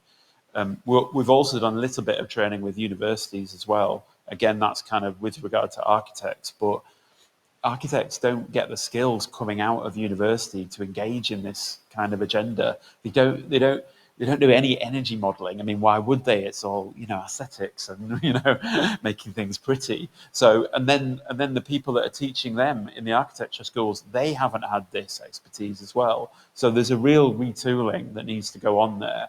And it's not just the end provision to the training course for the builder. It's creating this knowledge base for the sector and the industry more widely.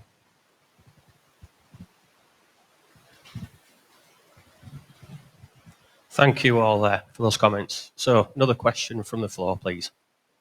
Finn. I'll bring my microphone over. Did we've got one from the online live stream. If we could put that to the room. So yeah, a question from a live stream viewer. Does the council have any plans to look at schools or public buildings to retrofit them?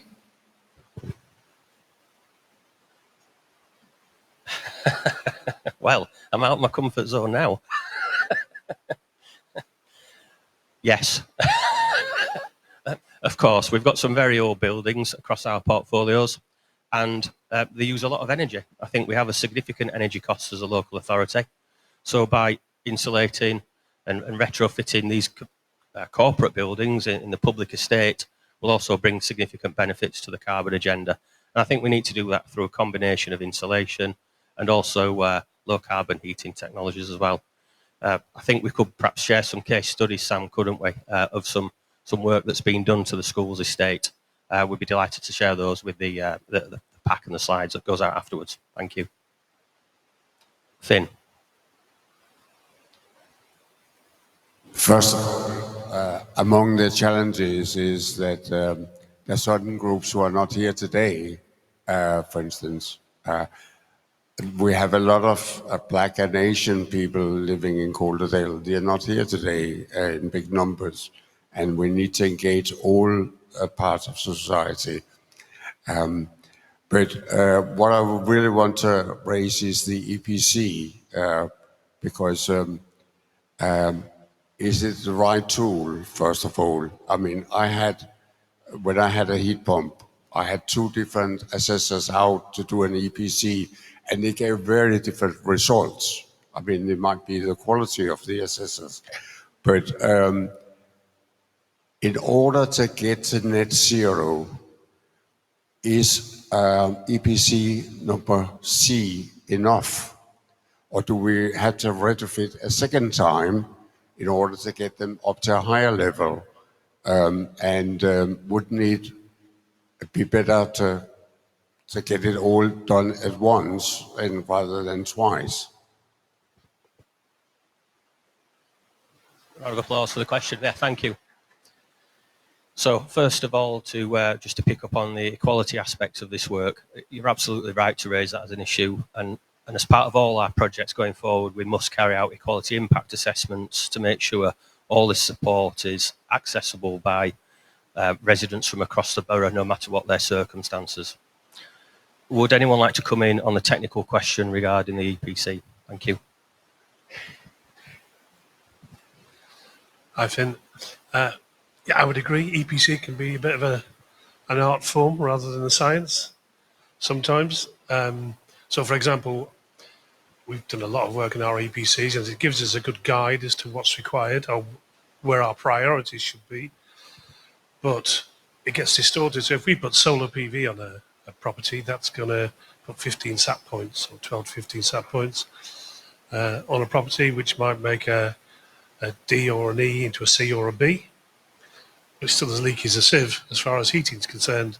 So we fitted about 2,500 heat pumps across our stock so far, but we don't do that with looking at the heat losses across the whole property. That's what drives our investment around the insulation that's required and determining whether a heat pump will work or not. And in some of our properties, a heat pump won't work, so we don't fit it. So it's it's not a one size fits all, and we have to be flexible about that. But it has to be based on a detailed assessment of the data. So for us, the EPC is a guide. It's a guide to targeting resources, and then you have to go to the next step beyond that. Yeah, I totally agree with that, and I think there are things that EPCs reveal and things that they hide, and things like affordability with regard to heat pump. That's one of the things you don't necessarily get. I think John mentioned putting people in homes is essential.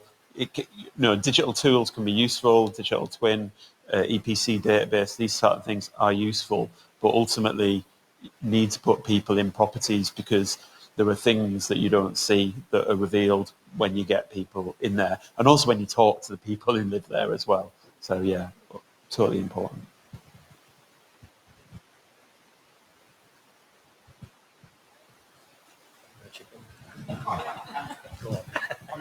Yeah, you're absolutely right about the EPC point. I was thinking on my walk up here that me and my partner moved into our home 11 years ago yesterday. And obviously our EPC that we have for our property is from 11 years ago, which doesn't necessarily, we haven't done an awful lot to it, but you're right. I mean, it reflects a moment in time when one of our children didn't exist, for example. But yeah, about coming on to your equality point, it's a really, and diversity, it's a really valid point. As we were talking about earlier, we have been coordinating 6 local energy advice demonstrators across the region that are exactly tackling those kind of challenges that we're seeing, that there are communities who are particularly separated from this process, and also people, as we've heard a lot today, for example, with stone terraces, and also properties owners who are a long way away from this. So that's certainly a valid point. And also, I don't have the numbers at my fingertips. You made a very valid point as well about, I guess, A and B properties. That I guess more research from the South Yorkshire Sustainability Centre. I had a meeting with them yesterday, and they were delighted that I was going to cite these numbers. I don't know, they'd be incredibly delighted how many times I've mentioned them today. But pointing out about quite how much energy use comes from the largest, most affluent properties as well, which is definitely a factor, which I guess current thinking in this area isn't necessarily aligned to. Great point, thank you. Okay, next question from the floor, please.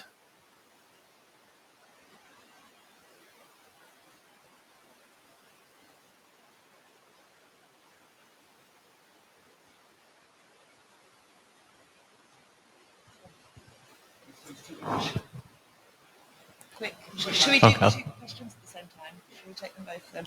I'll try and be quick. Sheridan Few, University of Leeds. Very interesting to hear the talks. I was just wondering if you looked on the issue of non-acceptance at different kind of life stages. So I have a colleague, Lucy Middlemas, who's looking at moments people have kids, when they're moving houses, getting an inheritance, and if that might be a time to target for some of these measures. Great. So we've got life changes and... Rob Green, Kirklees Council. My question is more about the occupancy post-retrofit. So I think understanding how to use an air source heat pump is completely different to, say, how you would operate gas heating. So I just wanted to get your comments or thoughts on that. Right, so just looking for a few quick points across both those questions, please, and then break for lunch. Patrick? Yeah, one of the biggest risks for us, as I said, we fitted a lot of heat pumps in our properties, is that the the transition from using gas, where people have been told for 40 years to turn it off every time they're not in the property, to using a heat pump where we're telling them to keep it on, is completely alien to people. And no matter how many times we take people through it, we'll walk out the door and they'll turn it off again straight away. So it is a major challenge for us. And we're looking very carefully. We've been working with the University of Huddersfield actually on a KTP to look specifically at our engagement with tenants, and particularly a focus on our aftercare. And from a social housing point of view, we'll be looking at all our heat pumps are connected through the internet, so we can see how people use them. And so we can pick up those people by exception who are not using them properly and intervene at a fairly early stage. Because if we don't, A, it can cost them a lot more money than it needs to, and B, it gets a very bad reputation for heat pumps, and that spreads very quickly. So we get a lot of pushback from people who, bad news travels quickly, particularly in social housing estates. So that aftercare is really key, and it plugs back into the providers, private providers of those things as well, being up to speed on the advice that they give.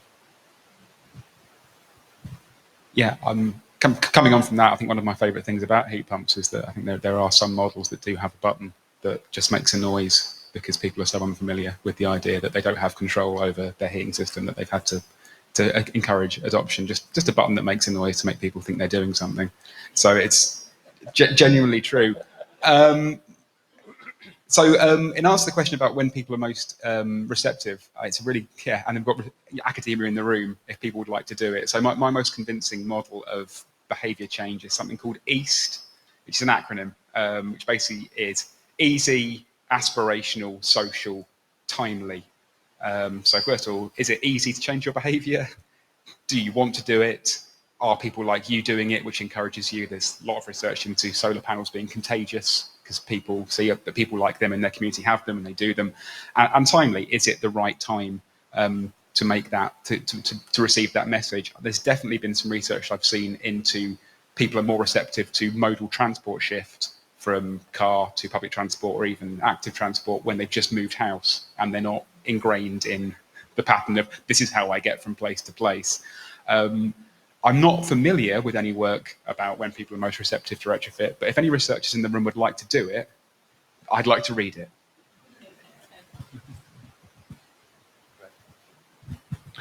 Okay. Goodness me, that was terrible. Okay. Can I just thank Richard and all the panel for a brilliant and engaging session first? Thank you so much. That was really good.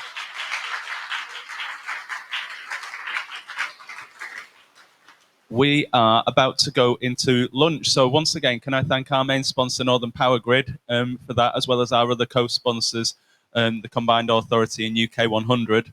Once again, brilliant session this morning. Thank you everyone for contributing. Please do stick around for this afternoon session, which will be equally interesting and engaging. And please do have a look at the beautiful food that's been provided and network and talk to people that you haven't so far. So thank you.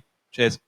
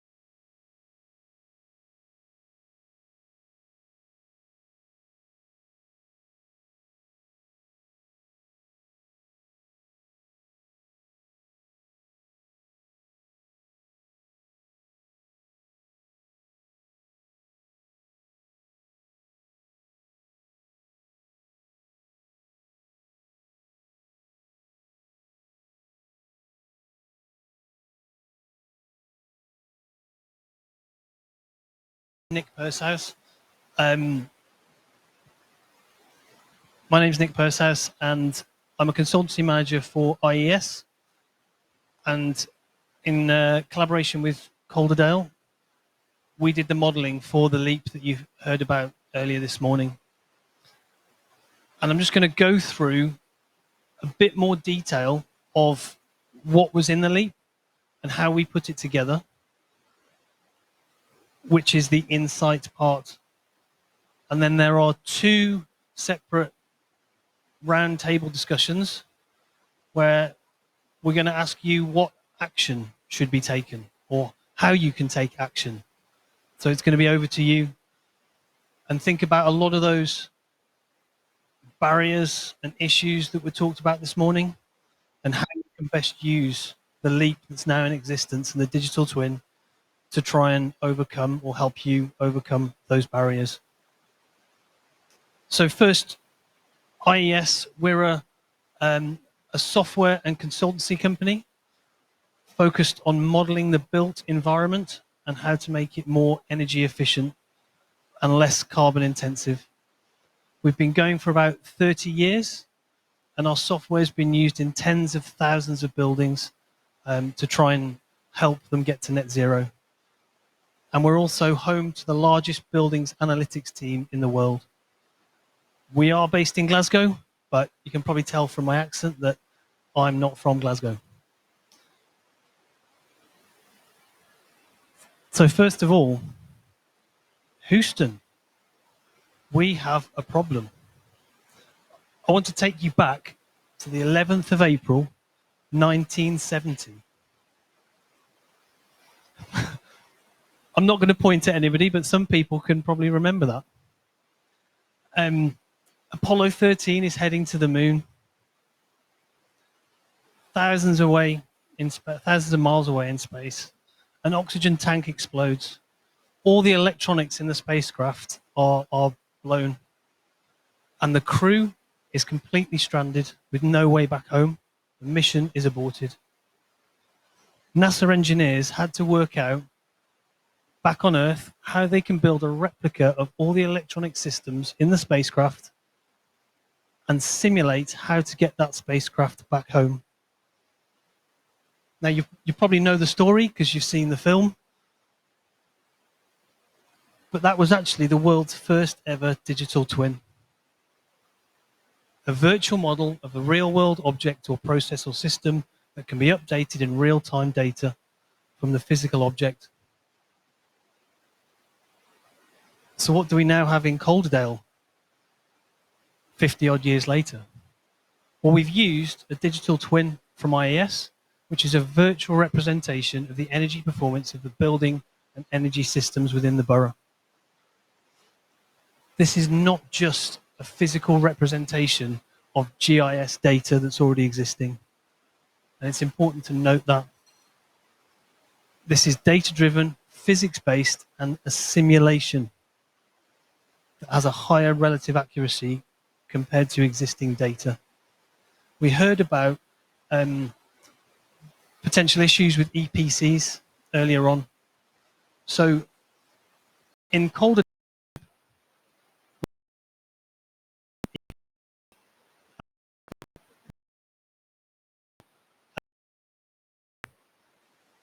the construction of that building, the condition of the building, anything that's been done to the building, and then we build a physics-based model of that building and simulate what its energy performance should actually be. And we then validate that according to any available government data. We've also validated that and taken samples of different buildings that have actual energy data down to quite a detailed level for this project. And we made sure that the simulated data, we have real confidence that it matches pretty well with a real world counterpart. And obviously this can now be updated. So it's not just a static report that's going to sit on a shelf and then need to be redone in 5 years' time. This can be updated whenever new data becomes available or your net zero trajectory might change or evolve. And that's really important to remember. So yes, this might have costs them more money than maybe perhaps other leaps. But with that comes a large opportunity, far larger than any other leap. If anybody's looked at, for example, any of the Manchester leaps, they were done, I don't know, 6 years ago. And you have to look at what progress was made in those areas from then to now. Calderdale has the ability to not take as long through using this tool. We've seen some examples of data earlier, so I'm not going to try and duplicate what was already said, but obviously here you've got a view. Does anybody know what these buildings are? Does anybody know what these buildings are? That's where we are now. So if we had better Wi-Fi, I could have brought up the digital twin and we could be spinning around and having a look at all of the surrounding area, okay? But unfortunately, I couldn't do that. So if you just click on one building in this software, you see all of the data that we've imported. This would be from like an EPC. So you've got access to all of that data that's on each building. You've got data on substation utilization in that area, heating, peak load value, etc. And you can see sort of everything that we've brought in terms of funding as well. And potential for fuel poverty is in there too. Now this is where it gets interesting in the terms of the value that IAS have added. We not only show the peak load information, but we're showing the simulated information for the energy profile of a specific building across all the months in the year. And we could go down to an hourly level on that as well. So if you start to think about, you might have some solar panels, or you might want to install a battery for storage. You might want to think about, sort of what that could mean to you in terms of your energy profile and how you could better use the energy that you're producing. So through this, we've seen this sort of already, but you can filter by, any number of different attributes that are available in the digital twin, and you can really focus in on properties, areas that are suitable to target for specific types of retrofit. Here it's just showing loft insulation, but you could do it for anything. Similarly, we looked at what homes are most suitable for heat pumps. So we're not just putting out a number that, there's 40-odd thousand heat pumps that need to be installed. We're saying, actually, these are the homes that are now ready for that installation. Because we've looked at the type of building, the space constraints, the fuel type, EPC rating. Have they already had some kind of retrofit done? Are they applicable to have a heat pump today? And then we can look at other sources of electric heating as well. I like standing on this stage. It gives me a bit of, I don't know, like surfing. Sorry. Also, there's looking at potential for district heating. So this is where we started to look in the leap around high areas, what you would call anchor loads. So any kind of manufacturing or maybe NHS facilities or something like that, where there's always going to be a high load need for heating that's also surrounded by domestic areas. So it can give you an idea of, okay, this is maybe an area to focus on for not necessarily for heat pumps, but district heating. So once we've done our simulation of all the different types of buildings and what their energy use is across the area, that gives you a baseline of this is what's happening today, this is the current view. So we then look at simulating all the different measures, and we've already gone through a list of this is where it's appropriate to install those measures, and this is crucially where it's not appropriate to install certain measures. So we packaged things up for retrofit. It was light retrofit and deep retrofit. So light retrofit, it's really about insulation because it's the least intrusive, the least cost, but also I guess potentially just a quicker win to get that done. And then we looked at other properties as well that needed a deeper retrofit. We've simulated all different aspects of heat decarbonisation, different heat pumps, other electric storage, district heating, etc. In the leap, we looked at solar PV. So this was not just about domestic solar PV. For domestic solar PV, we took everything that was from a like a southwest to southeast orientation in terms of domestic property.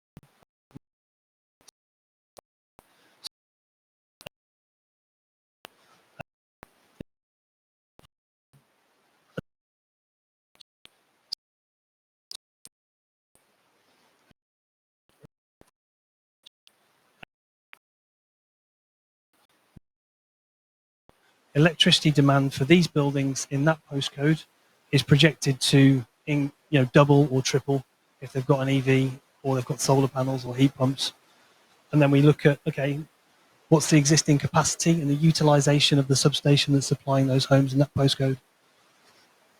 So that should give, certainly Northern Power Grid, that should give you a really good idea of, what at a substation level, what upgrades need to occur and where they need to occur. Oh, I went back. There we go. So as well as looking at this from a carbon and an energy perspective,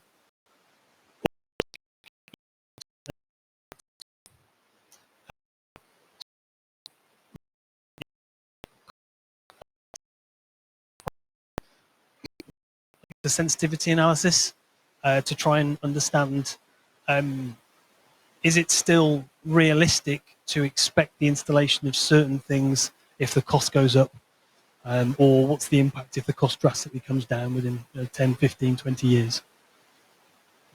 An interesting one was to look at the supply chain gap as well. So people obviously talk about a just transition and the impact on jobs. So there's quite a bit of research done on what's the potential for job creation in Calderdale? How's everybody going to have their heat pumps installed in their homes? Who's going to do that? Who's going to do all of the retrofitting work? Are there existing courses, apprenticeships, etc., to train the people to keep those jobs in Calderdale? Or are those jobs going to be supplied from outside of the area? And then on the social side of things, we also looked at the impact on fuel poverty. So this is just looking at which areas we should target first to give the best social impact, and also some work on health and air quality impacts as well. And then once we've done all of that and we'd simulated all these things, we've packaged everything into 3 different scenarios to try and compare against each other. So the first scenario was just saying we're only going to do things that are legislated to happen between now and 2050. And as we were doing this during the period of the last government, policies were changing all the time. So even that scenario wasn't too easy. But that really provides a baseline to say if you want to go beyond what's legislated to happen, you can compare the cost. The second scenario is just net zero by 2050, in line with everything that UK government is targeting, and also using the sort of distributed future energy scenarios that Katie was talking about earlier. And then finally, and crucially, we focused on net zero by 2038. Next, and then hand over to you guys to do some work.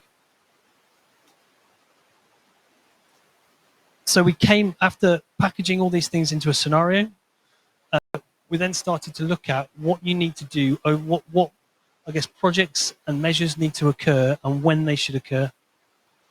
And that provides then a pathway to 2030. And we split those pathways into, I guess, building energy efficiency and retrofits, heat networks, renewables, and transport.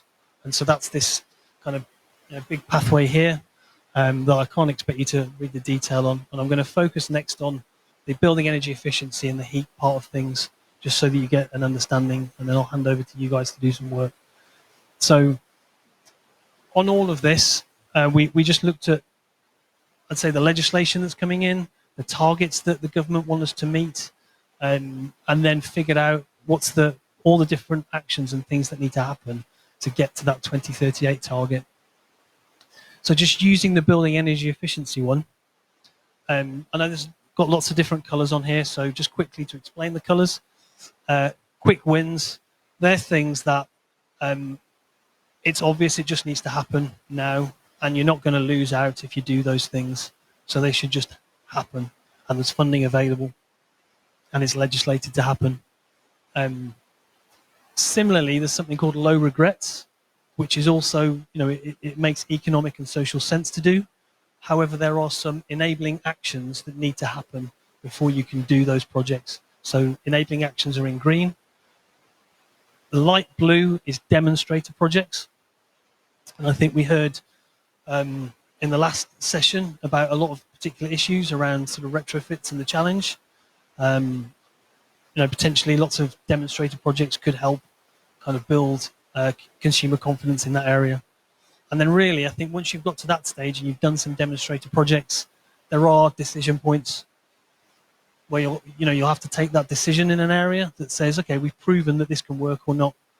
We've got people's confidence, or we don't. Do we go forward with it, or don't we? And then from there, it's really about scaling that up. So that's broadly a pathway. And I think on your tables, you've got both the energy efficiency and heat pathways printed out for you to have a better look at. So I'd ask you to just look at those and focus on those for a minute. And just try and understand what's in those. And there's also one here for heat, too, on your tables. I hope has every table got one of those?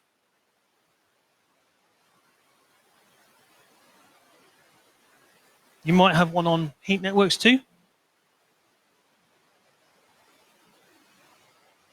Okay.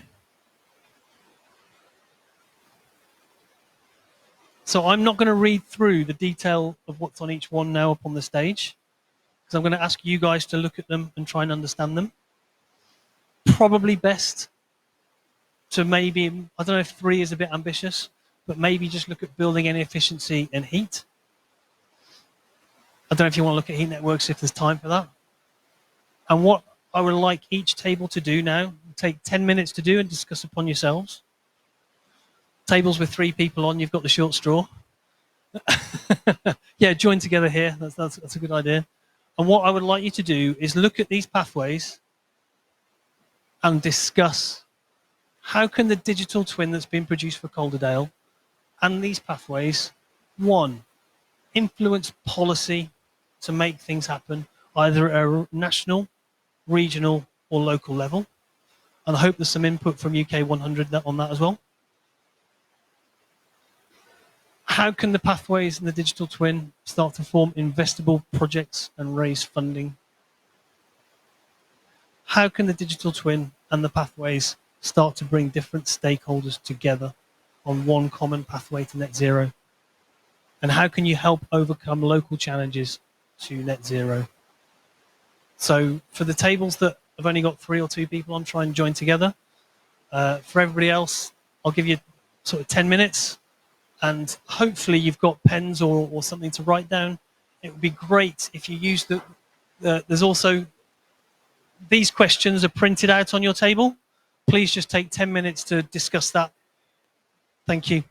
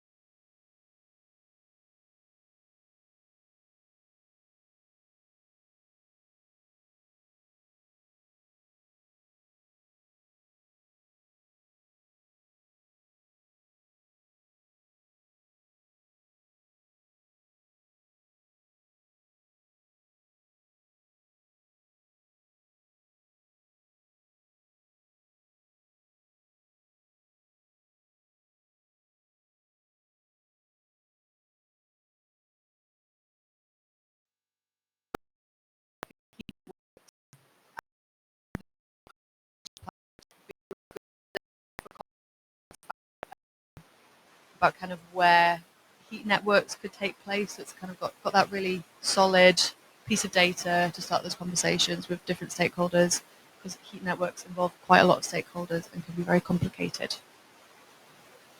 Perfect. And the benefit of going first, like the people at the back of the room, you're going to have to be really thinking in case everyone else says your bit first.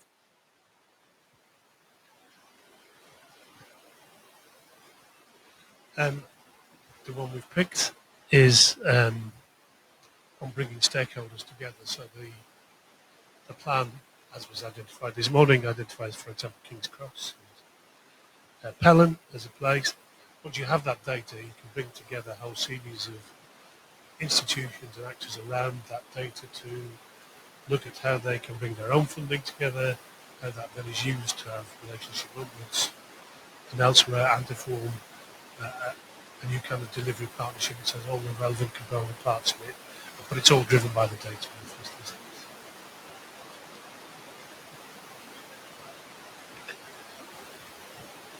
Who wants to? I think for one of the points I think we raised was around business case development, and I think this will ultimately help speed up that process. It provides that granular data and understanding on that is the foundation for the actions and the pathways, and help pull those together to attract that investment.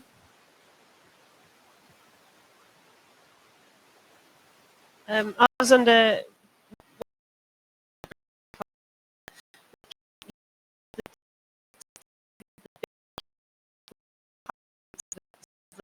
most likely to do DIY retrofit, and then have advisors in there meeting residents where they're at and advising them on retrofit in a DIY.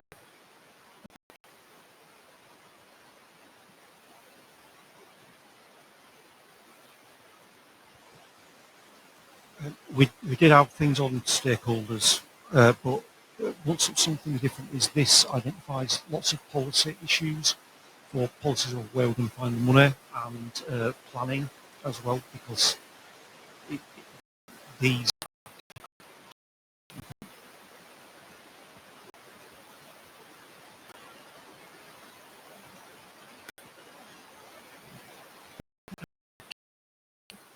When seeing regional and particularly national, we felt that national government legislation was key to most of this in terms of both funding and mandating change, and that this kind of visual representation of evidenced need is probably very useful to try and feed back in whatever way we can to national government to push for the big changes that we need, which are not about incentivization but are more about targets that people simply have to meet, whether they're a private landlord, a resident who owns a property, or an investor looking at building.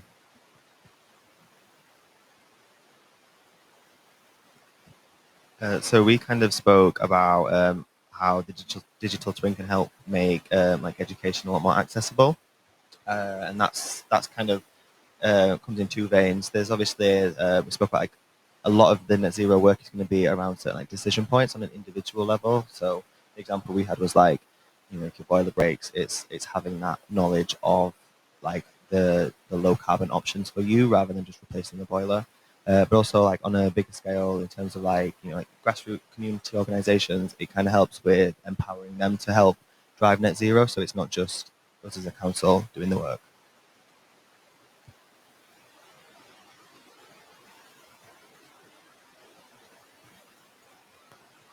Yeah, we spoke about basically how with the digital twin, how could you then map the kind of projects in the timeline to suit the building type from the EPC rating. So, for example, if you've got a lot of F&G rated buildings, how can you then select the most appropriate type of insulation for that household, rather than, say, for example, a D rated house doing deep insulation to get it to an A rating? How can you just use that for the right, you know, the right rated house for the right project, basically?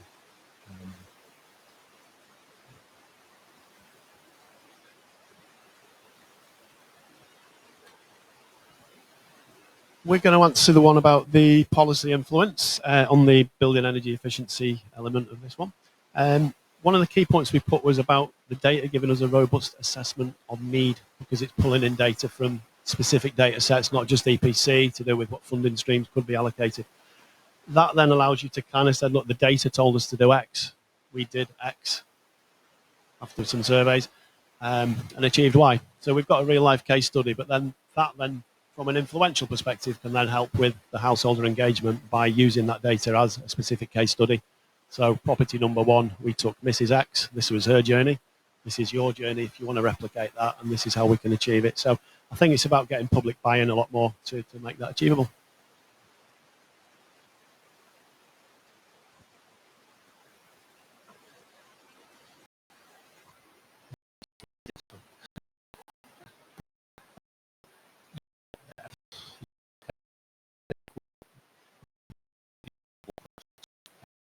We talked about sort of the ability to use this to sort of model the economic benefits as well as the costs, because if you think like 1.1 billion's a lot of money, and if we just see it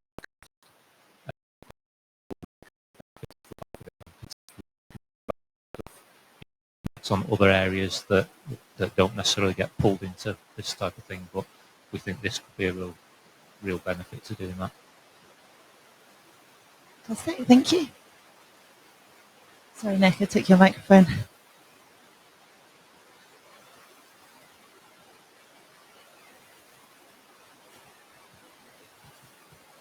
Thank you, everybody, for that. We'll gather up all of the bits of feedback, and I'm sure somebody from Calderdale will try and look at all that to try and understand the best way now to use that digital twin across the LEAP. But that was really good, thank you. So we've looked at how the digital twin was put together and some of the detail that you can get out of it. We're now actually going to, and we looked at the pathways as well, right? So now we're just going to look a bit more on these focus zones and how we can try and get potential projects, investable projects from those work that's been done to get to those focus zones. And I think Laura probably touched on some of these views that you're going to see now, but I'll do my best to not duplicate too much. So as well as sort of the energy aspect, we looked at areas in Calderdale where there was the highest potential for measures to be implemented with wider benefits. You know, we kind of looked at that from what's called a MSOA level, which is sort of I guess a district level, if you like, looking at fuel poverty, homes below EPC rating C, and funding eligibility, and then filtered on these to show different clusters of buildings that could be suitable for different net zero opportunities. So by layering different metrics that we've got, you can then focus on specific areas and come up with investable projects. So the first one, and we actually came up with, I can't remember if it was 10, but it was probably nearly 10, that we came up with 10 different sort of projects to focus on. And then through some work that I'll show you in a second on kind of business case development, we've focused on 2 particular ones that are around fabric retrofit, because they were, I think, the ones that showed the best sort of impact.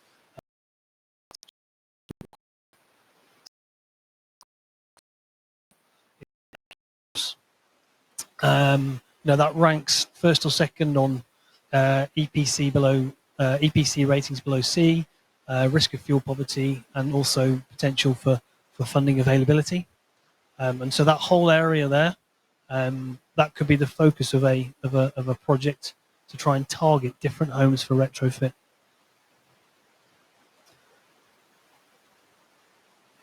As well as the LEAP, and I just mentioned this, as well as just doing the LEAP, after that, through the data that we had, we started doing something called strategic outline business cases on these 2 projects. So there's a UK government guidance called the Treasury Green Book, which takes you through how to actually, it's a very detailed methodology of how you actually develop sort of these high-level projects and take them through to actually a proper business case that's feasible and that can be invested in and brought to life. And there's different levels of business cases. The highest one is the strategic outline business case. The next one down from that, you kind of need to employ a consultancy and actually go to a lot more kind of level of surveys on. So through the LEAP, we just did this level, and we focused on King's Cross. You have to come up with a financial calculation to define something called the net present value. Again, I'm not going to go through what that is. It did my head in for about 3 months trying to figure it out myself. But you take into account the I guess the benefits that come from it and the costs that come from it from economic and social aspects. And you look at varying different costs and sort of look at different measures. And essentially anything that gives you a positive NPV is said to be worthwhile in terms of investing or developing further. And so this was one of those that had a positive NPV. And then the second project, also on fabric retrofit, was Todmorden West and Cornholme. And again, you've got, I think, a map of this printed out in front of you. Similarly, it's all about the areas that were high in terms of wider impact. And again, we did a strategic outline business case on that as well. Similar approach, similar sort of figures. So bearing in mind that you've got the maps of those on your table, it's now again time for you to do a bit more work. So 10 minutes, either pick one project or one zone or pick both of them. But I would like you now to think about how you would make those areas into investable projects. How would you make it happen so that those areas where it's all, basically every property in those areas is either below an EPC, it's either red or it's amber pretty much. Okay? And how would you make it happen so that those properties would get retrofitted? What needs to be in place? Who needs to talk to each other? Who needs to be involved? What other opportunities could come from this? You could decide to take a street by street approach. You could try and get different stakeholders together. You could bring in private companies to make things happen. But we just want to get some ideas on a page. How would you go and make this happen? Who needs to be in it together? So I'm going to give you 10 minutes now, and then we'll have the same kind of thing just going around each table, one person feedback one particular item that they think is valuable to bear in mind. And I'll leave it over to you guys. Thank you very much.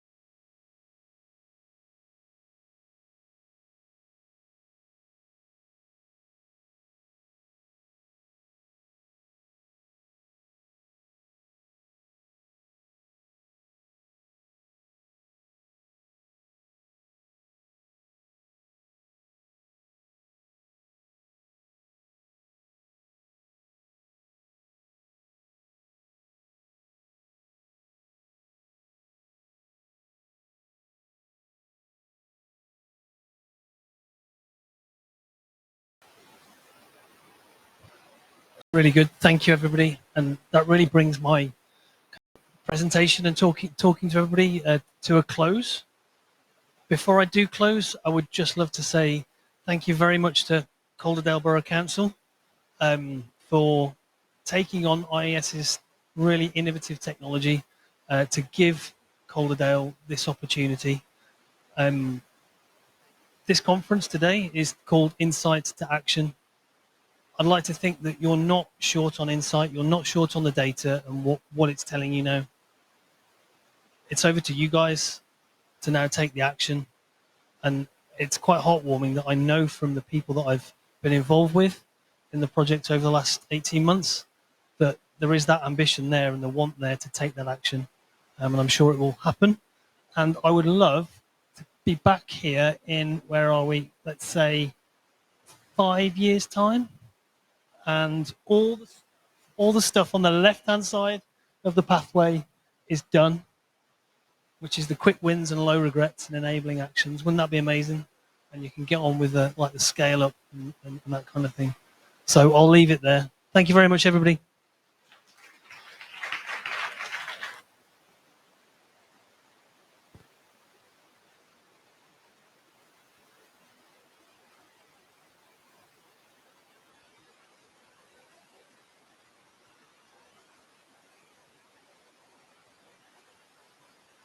No. Okay, yeah, we've just got a quick 10 or 15-minute break, and then we will come back with Chris Hammond from UK 100 to talk about the influencing strategy. Please go and get some drinks or whatever snacks are left. Thank you.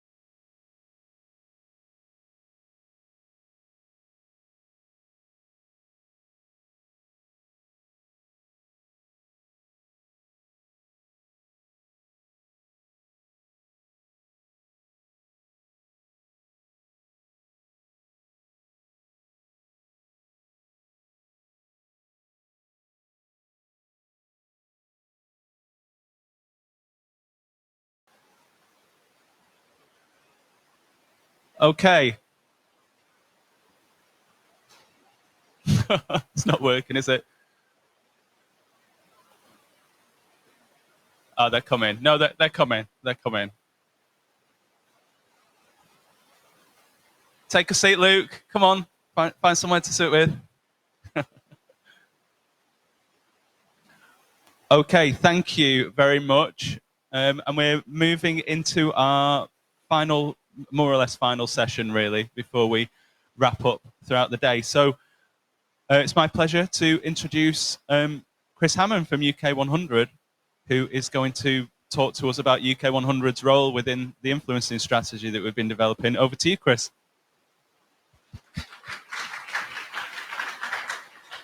Thank you very much. And oh, that's fun. It's got all props here. Right. So thank you for that introduction, Scott. And I'm going to start by shamelessly complimenting my host so that you give me more time. But Scott and Jane are fantastic political leaders who really deserve, I think, a lot of congratulations for the work that you guys are doing at Calderdale. We work with a lot of politicians across the country, but the work that you guys do, the commitment, the bold political leadership you show, you should be really proud of the work that you do. I know that I think a lot of stakeholders in this room have echoed that sentiment. So well done to you both. And we've been really impressed by the kind of the deep level commitment that goes from the political leadership, but also the officer leadership and the work across departments and teams. I'm not going to try and name all the officers that we've worked with, but we've been so impressed as an organisation with the work that Calderdale does. And events like this are really important because it brings together stakeholders, and those challenges that Calderdale has and the region has, they're everybody's challenges. They're not just the council. So bringing together stakeholders like this is so important as we go forward. So now I've done my shameless plug for you all. I'm going to go on to my session. Is this the clicker here? Oh, I've ruined it. There you go. Start again. There we go. So is it left, right, up, down, down? There we go. So, okay. So who are we? So my name is Chris Hammond, Chief Exec of UK 100. We are what is called an in-country climate network, which is effectively a coalition of local government leaders from across the country who all wanted to see faster action in delivering net zero. We were originally formed around delivering clean energy for our communities ahead of the Paris Climate Accords. But we developed as a network, we grew and we deepened our commitment towards net zero and clean air. So we are 116 councils strong. We passionately believe that the way to get to net zero is local. A lot of people focus on international commitments, and COP always gets a lot of the kind of focus. We always look to the government to start moving and delivering. And those things are right. But actually, the work that happens in your communities, building those coalitions, setting those frameworks, influencing behavior, all comes down to the local. 80% of emissions are within the scope of local authorities. That's from the CCC, the Climate Change Commission. And the work that we do is to empower those local leaders, but also to advocate on their behalf on some of the opportunities and overcoming some of the barriers. So we've conducted, one of the things that we do is around developing the asks of local government leaders. So we've collectively taken the delivery experiences of councils from all across the country, both urban and rural, political leaders from all different parties, and escalated up what some of those changes that we need to see in this country, and produced 2 reports that we think, well, that's not the right image for one of them, but Powers in Place is the handbook for local authority powers in this country. So it was produced last year, and it was the first time we looked at all of the kind of levers that local authorities had to be able to pull to deliver net zero and what some of the gaps were. The report that I speak to now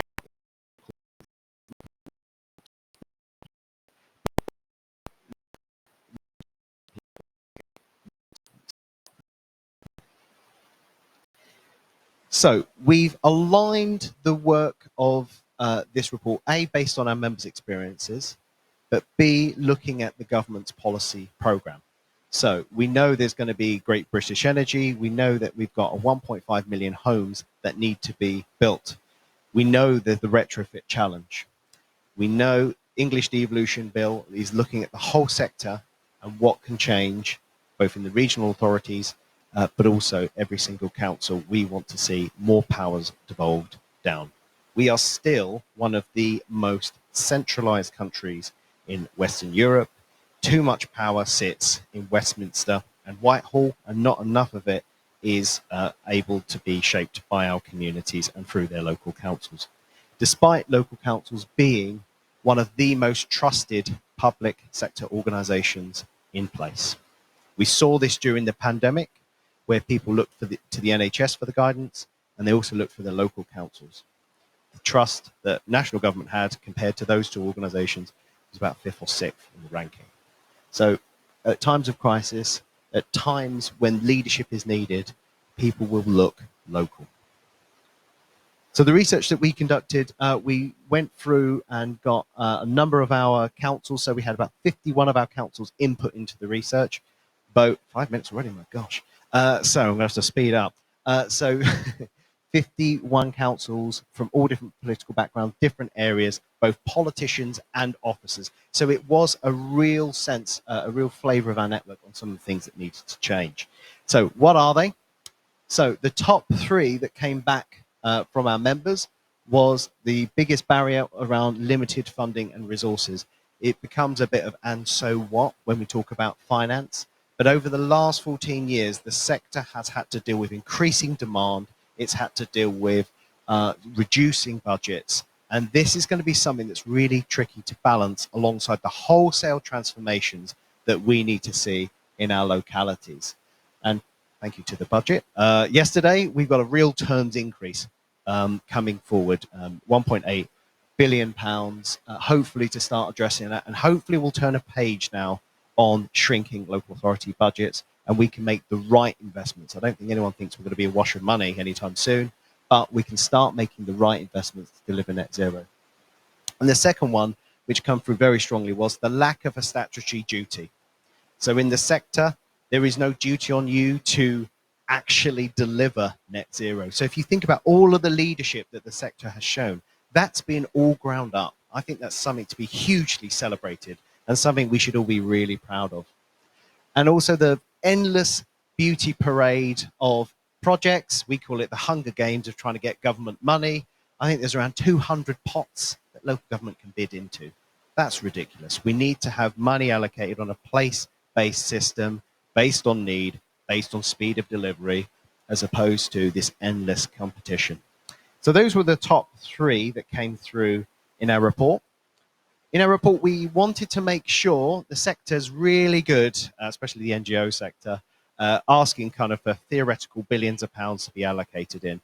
What we wanted to do in this report was make sure that we were absolutely grounded in the government's agenda and had 2 frames. One was soul and one was scale. There are things that we can do today that don't require billions of pounds that can make net zero delivery even better. And then we need to scale up and get that true delivery. So we focus on housing and energy as we see these as 2 really critical components for local authority leadership. And these are some of the measures that we came that fits within the Solven scale.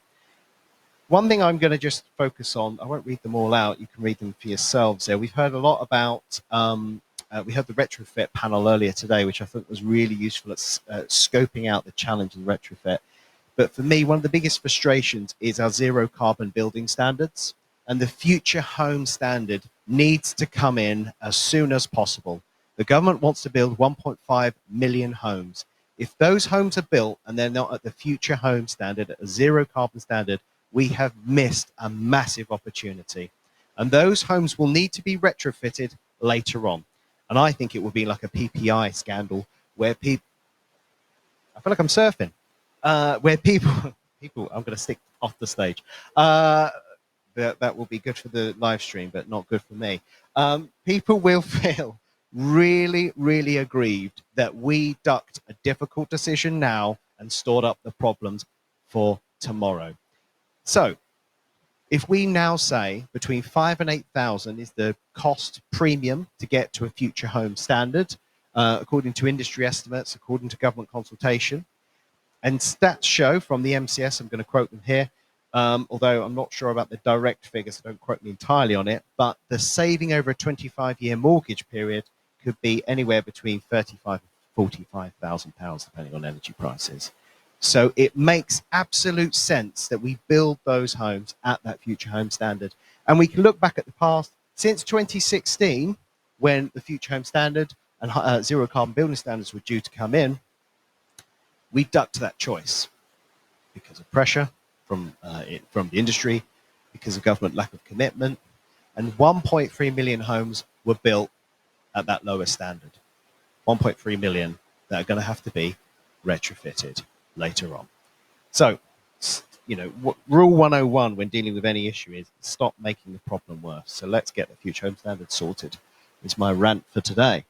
But there are other things within there. Planning policy is absolutely key.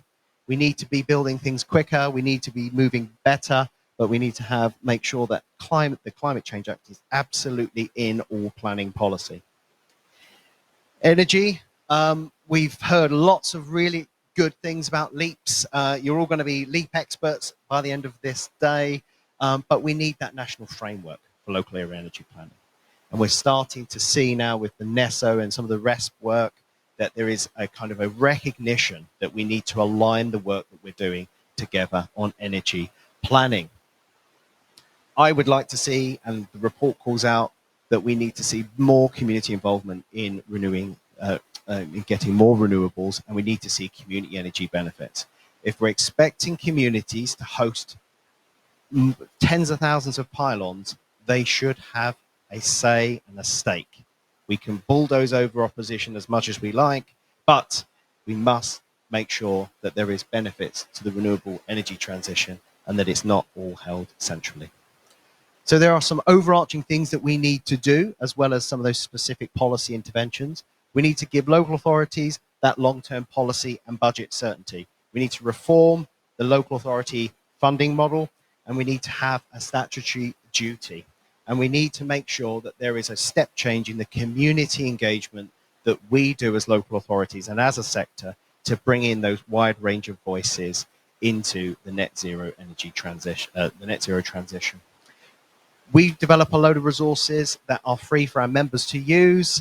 So have a look on our website. We've got a couple of copies left, although if there's one left, you won't be able to take it because we need that.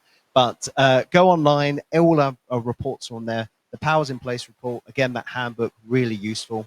A couple of toolkits that we've developed. Again, we try to make accessing a lot of these subjects as easy as possible, as relevant to local authorities as possible, and based on the leadership of place, not on the technical knowledge, where there are many other organizations that will be able to help you. So thank you very much for listening, and do have a little look on our Knowledge Hub website. If you're a member of UK 100, our email address is there. The team's over there. Do come and say hi. Thank you very much, Scott.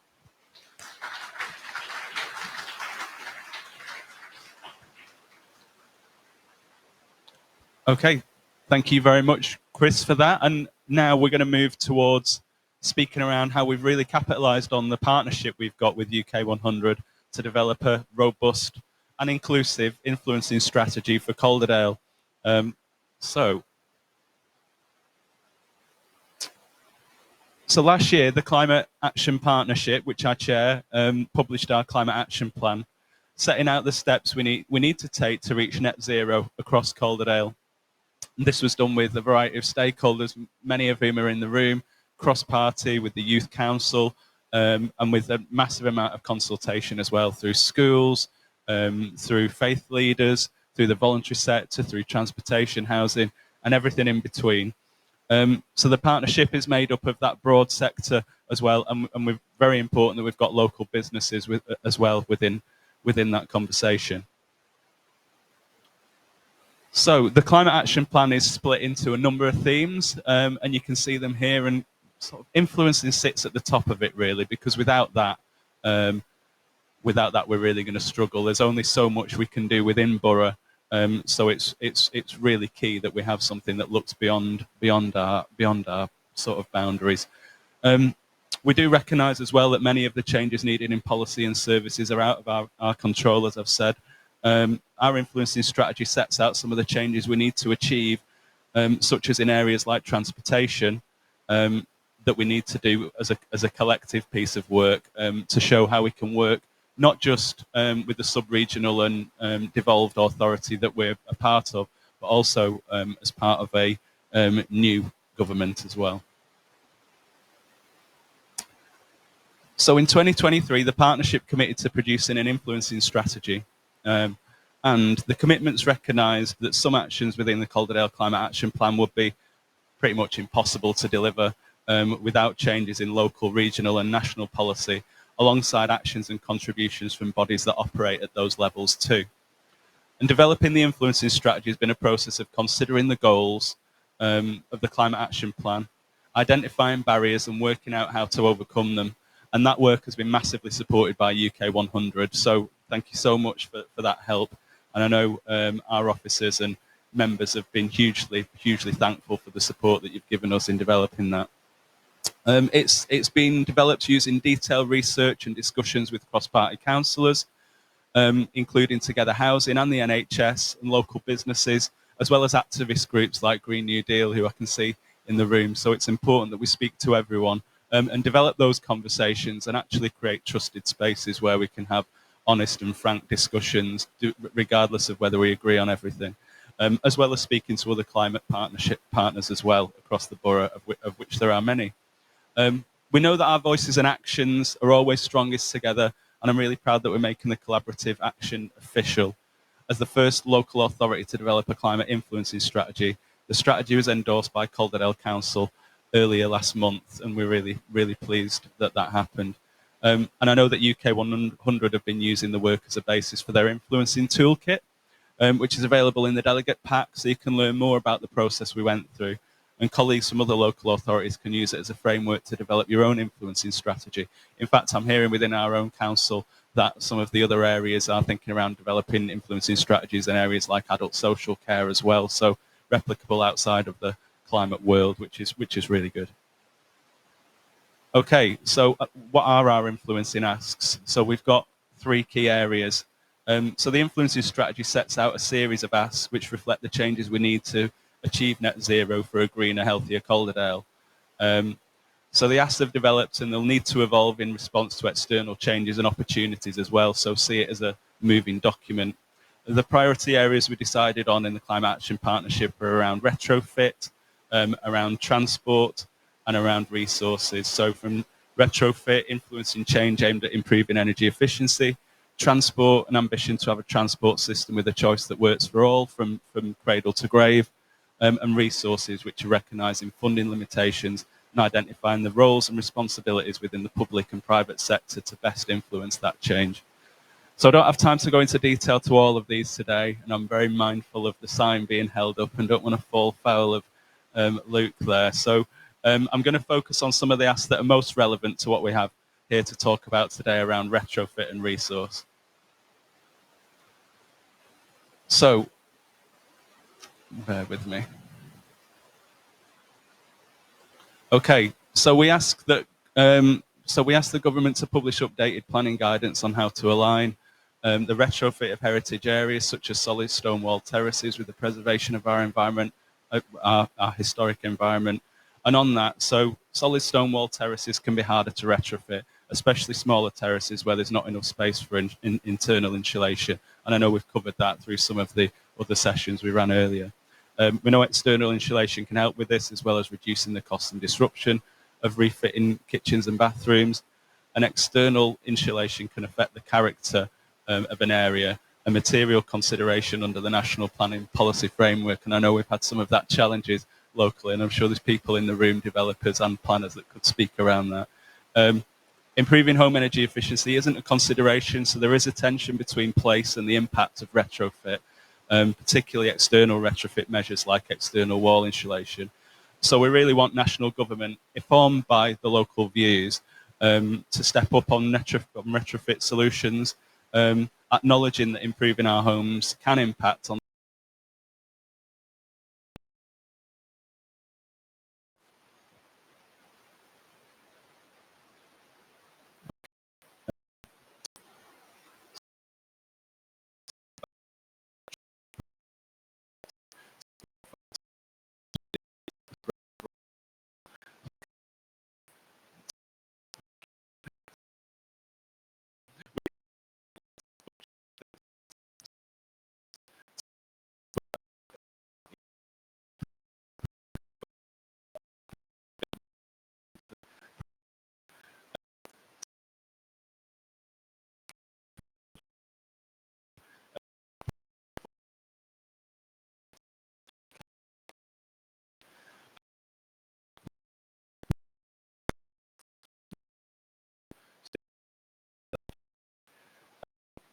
Making electricity more affordable relative to gas will help more consumers switch to heat pumps at the scale needed. And taxes on both gas and electricity should be reviewed to ensure that the consumer don't pay more for utilities overall, with consideration for those in fuel poverty to ensure they're not left behind. And we've been really clear that climate justice is actually baked into everything we talk about as a climate partnership, and that's an important precedent to think about with everything we're doing. Okay. Local authorities play an essential role in delivering climate action as they're closest to the communities by a long way. Many local authorities are taking significant climate action despite there being no statutory duty or often resource to do so. And current funding from central government to local authorities for climate action is, as Chris said, it's a bit of a stop-start and competitive, usually heavily oversubscribed nature, and we're really looking forward to that changing. A climate agreement that sets our legal duties and resourcing will bring the ability for long-term planning and delivering work at scale, as well as that accountability that we desperately need. So conversations around devolution are a big opportunity to go further and help clarify the role that our local authorities can and should be taking on a net zero along regional and national government. Organisations like UK 100, the LGA and SIGOMA are actively campaigning on this, which we're really thankful for. And I think, so many more projects and programmes must be delivered across the country for the UK to meet its net zero commitments, and developing a project requires upfront costs and time, and funding is needed to support that work. But an immediate question is, what does an investable project look like, and how much additional subsidy is needed to ensure all parties achieve an acceptable ROI, and that applies across the private and public sector. I'm going to try and wrap this up because I've been told now. So we're going to do a bit of a round table, and I know we're going to get into some of this with some of our guests in a minute. I've not got time to do that one, but hopefully we'll tease it out. So we're going to move on to a panel discussion. I think I've skipped a slide. Yeah, we're going to move on to a panel discussion and speak around some of the issues, well, in the time that we've got left with our guests over here. So if we can invite our guests to the stage, and we'll sit down and we'll just run a...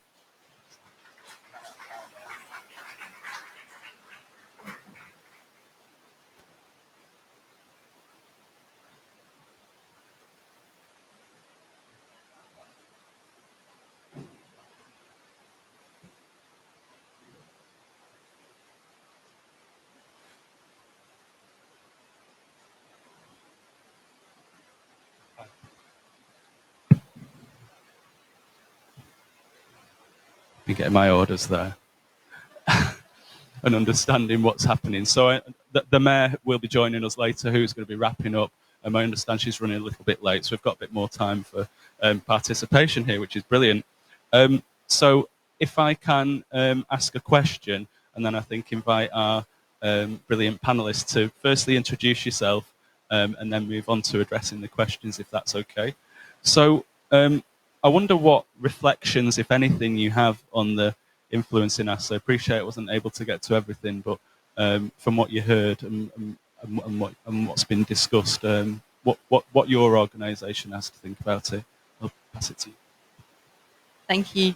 Hi everyone. For those that don't know me, I'm Liz Hunter. I look after policing, place and environment at the West Yorkshire Combined Authority. So looking forward to the Mayor coming later, who I'm no doubt will also talk passionately about this agenda.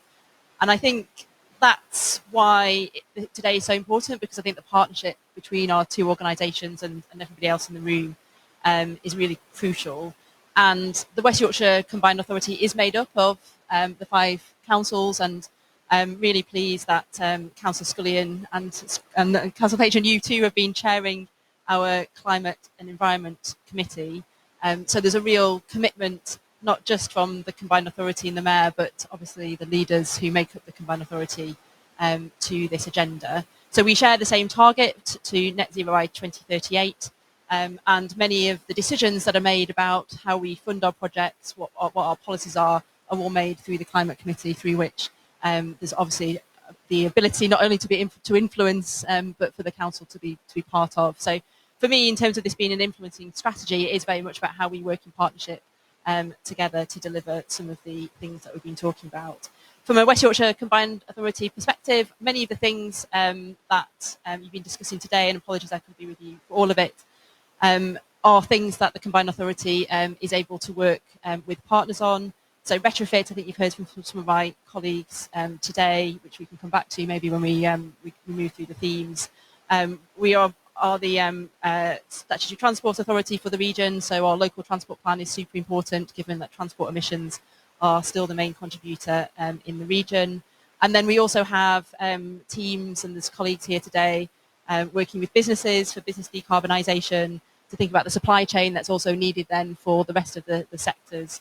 And also skills. We have a considerable amount of adult skills budget, which we can help and shape to influence the types of things that we know where there are challenges on.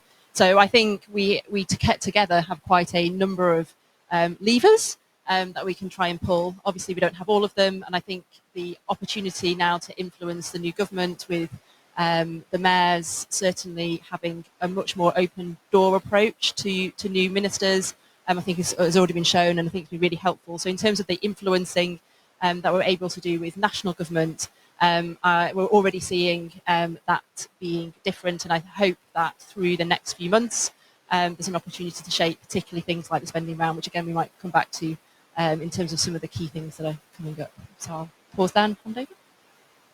No, thank you. And briefly as well, I think the opportunity of deepening devolution provides opportunities that we're not currently quite aware of at this point, but really looking forward to understanding how they help us.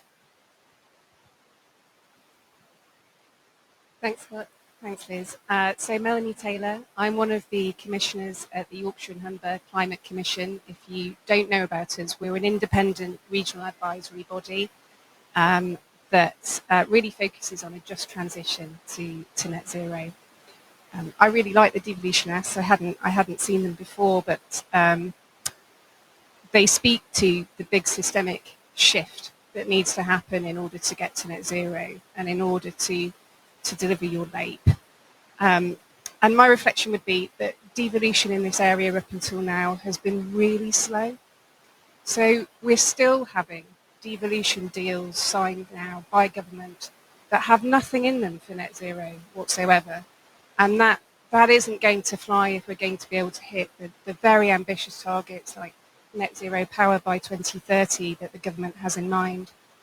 And just to give an example of that, to bring it to life, a few years ago, one of the few devolution deals that really did empower local government was Manchester's Trailblazer deal, which gave them a 5-year settlement for housing retrofit. And at the time, government said, we're just going to see how that plays out before we decide whether to extend that to anywhere else. If you just think about that for a moment, we've had years and years of centralised retrofit programmes that famously haven't worked, and we've had years and years of localised retrofit programmes that have had a fantastic impact on people's lives. There's no need to wait any longer. That point has already been proved. So I think there's a real opportunity to speed up on devolution around net zero, and hopefully, as Liz says, with the new government, there will be an opportunity to really revalue the role that local government can play.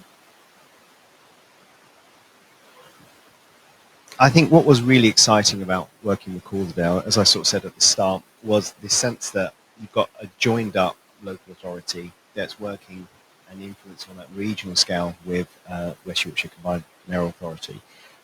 And they were looking up. So a lot of councils have been in survival mode, balancing the books, trying to make sure that we can deliver the services that we've got to deliver with diminishing budgets. And there's been some great delivery and there's been some great innovation that local authorities have done across the country. But what was really, really unique and exciting about this was this sense of we've got to advocate for the powers and the resources for this region so that we can do more. And we're going to identify the stumbling blocks in delivery, because we are very good in the sector at just working around where these barriers are, but not breaking them down. So that was, I think, really exciting about the work that this this council, this region is doing to really sort of turn the dial on that devolution discussion and that work. And I think, as the others said, the councils of nations, the work, the kind of commitment that government has already talked about around ending ring fence funding, we'll see, and the work around kind of empowering our regions, slowly, are all things we need to really kind of keep we need to hold their feet to the fire to make sure that they follow through in a way that really empowers the sector. Really positive mood music, very positive commitments in the budget for the sector, but we can't take our eye off them just yet. There are still too many gaps, I think, that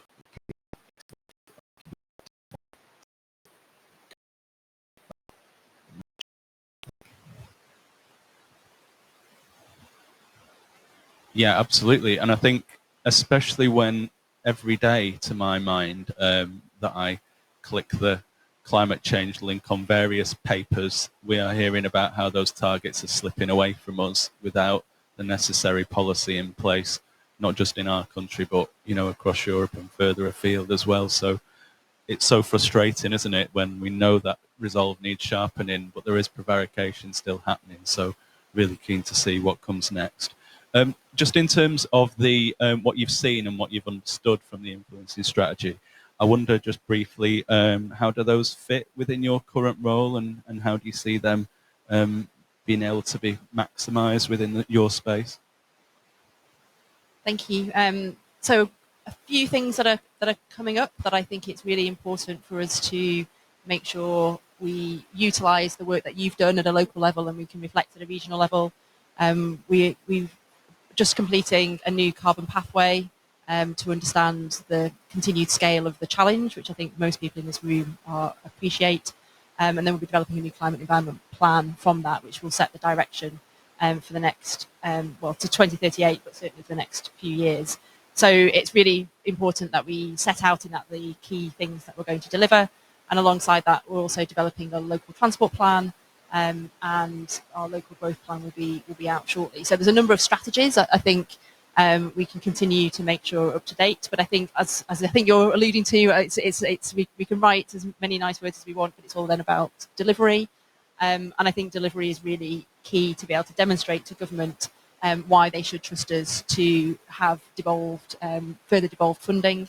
So one of the key things that is coming up for us over the next few months is heading into the kind of fuller spending round. So we had the budget obviously this week, but there's much more work to be done to set the settlements out for the next few years. West Yorkshire Combined Authorities was one of the areas mentioned for a single settlement from 2026. So one of the key things that we'll be working on is how and what that looks like and what's involved. At the moment, I think, as alluded to, we continue to bid for money, particularly on retrofit. So the team are working with some of you in this room to put together the next round of social housing funding. I see some smiles because we'll kind of keep doing that. But in parallel, also make the case for why actually, rather than bidding processes, in parallel, ideally what we're hoping for and to develop is a plan which says this is how we're going to get to 2038, come on a journey with us, rather than continually then government setting out what they think we should be bidding for. But we are on a journey with that. So I think there's a lot to play for in the next few months, particularly around the single settlement and what's included in that to give us some of the flexibility that I think we've been talking about. So a few things there, but come back to in a minute. Thanks. Yeah, I think the work, particularly that you've done on your LAPE as well as the devolution is really well timed, whether on purpose or by accident. A lot of people are trying to work out what the energy system needs to look like and how it needs to change in order to meet net zero at all different spatial levels. So thinking about what it needs to look like across the whole country. You're thinking about what it needs to look like at a local level, and there's this new layer that's coming along as well, which is trying to kind of knit those two things together and work out how that works in the middle, called Regional Energy Strategic Plans. And the Commission has just recently, Ofgem have been consulting on how this should work and what this should look like. And it's really important as part of that process that local areas are able to put forward a really rich picture of what's happening in their area and what their ambitions are and what their communities need in order that those plans really are place-based. And I mean, I know you had your supplier was here talking to us about how great the Calderdale Lope is, and of course that they would say that, but actually it does really represent a real step change in terms of the quality of that data, and therefore your ability to influence what those future plans will look like, not just within Calderdale but regionally and therefore nationally. So. And I think just building on that, unless you have a plan, you know, nobody's going to tap you on the shoulder and say, well, look, here's all the money, get on and build it. So I think, you know, having the leaps are a really important part of the puzzle. They're not perfect, but actually what they do is they map out, and you've seen some fantastic graphics and, you know, some fantastic kind of abilities to be able to plan your retrofit, plan renewable energy installations. So, and to do that in a way that is an overused word, but smartly, so that you can really deliver the benefits to the communities that need them. I think going back to your question about what would you like to see next from this influencing strategy, us as a kind of national network, what we would like to do is take this toolkit. We would like our members and other councils to use this to develop a very clear set of asks of what they would like to see changed, and then working with organisations like ours to put that kind of very clear sense of challenge to government. I think there's some really interesting programs that are going to come down for local authorities. So we need to be doing that thinking now as to what that could look like for places like Calderdale, what that could look like for different councils. So, you know,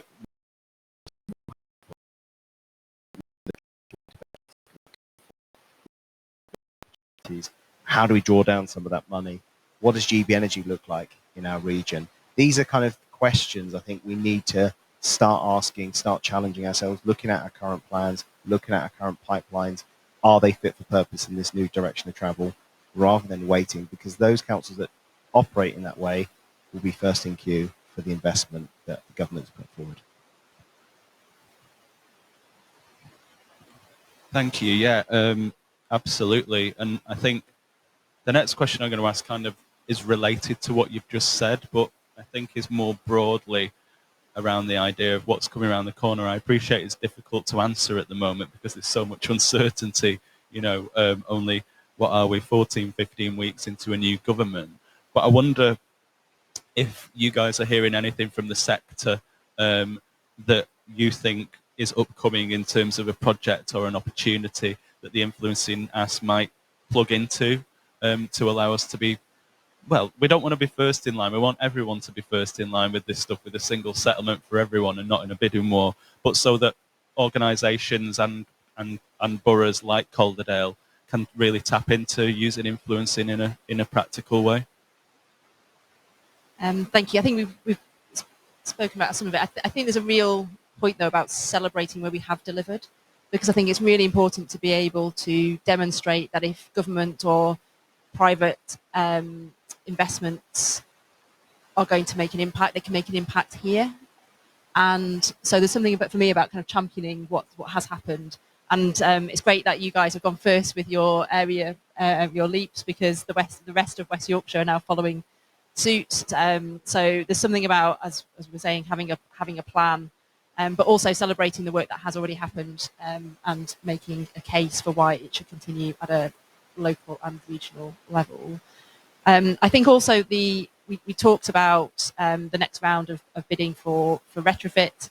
So I think there's an opportunity to try and change the relationship with government through that. I think also we've mentioned about the changes to what's happening around energy.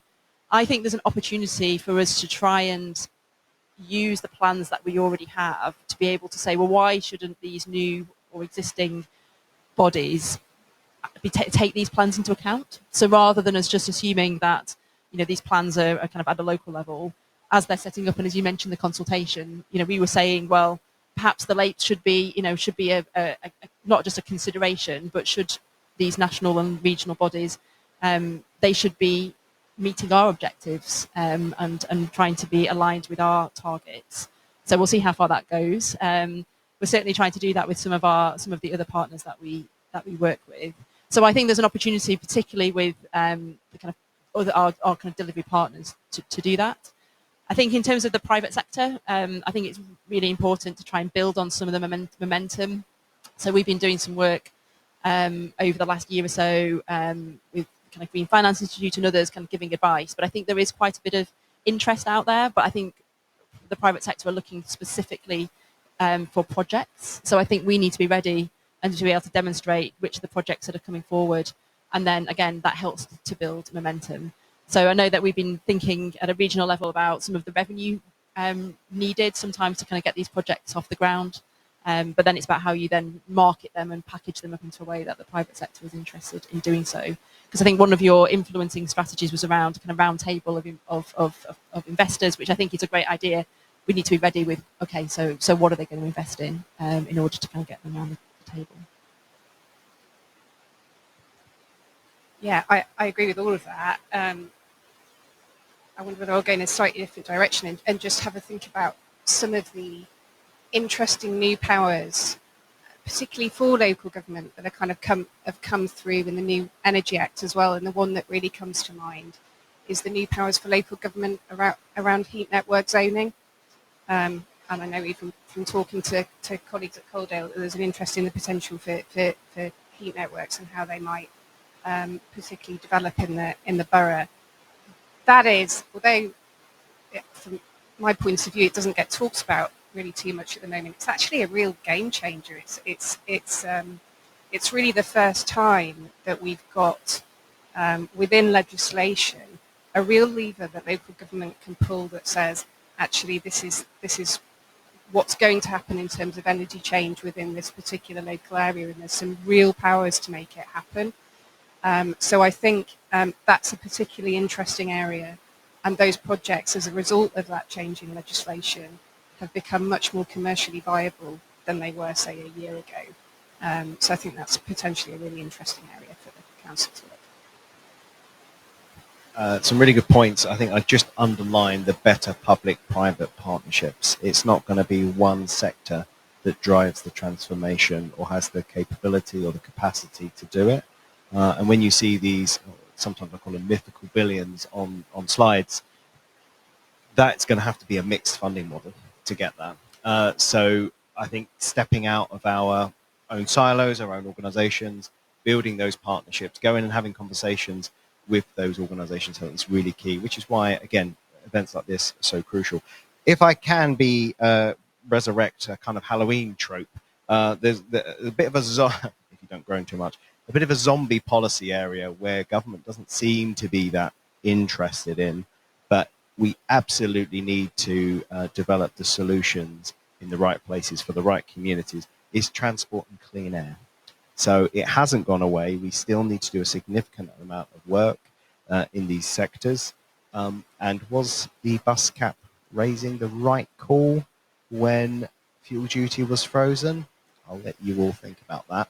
But the transport piece and improving our public transport offer is going to be absolutely crucial as we go forward into future years.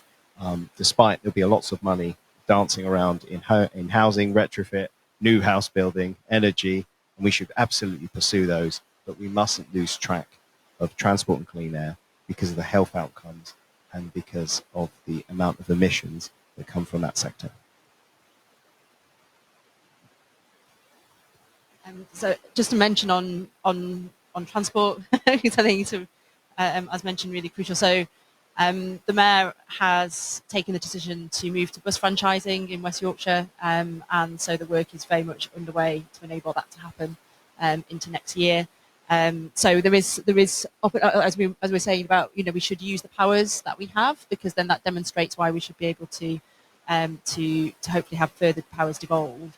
So bus franchising is one way in which we can act to try and think about the bus network of the future. But as always, there is there's the question of funding to kind of come back to. But at least we're on our way in terms of that journey. Very much so. And we're really welcoming in bus franchising. We only wish it was happening right now instead of having to wait through the legal journey. That's not a criticism. That's more of an observation. And Melanie, yeah, definitely in terms of what you were talking around district heat networks,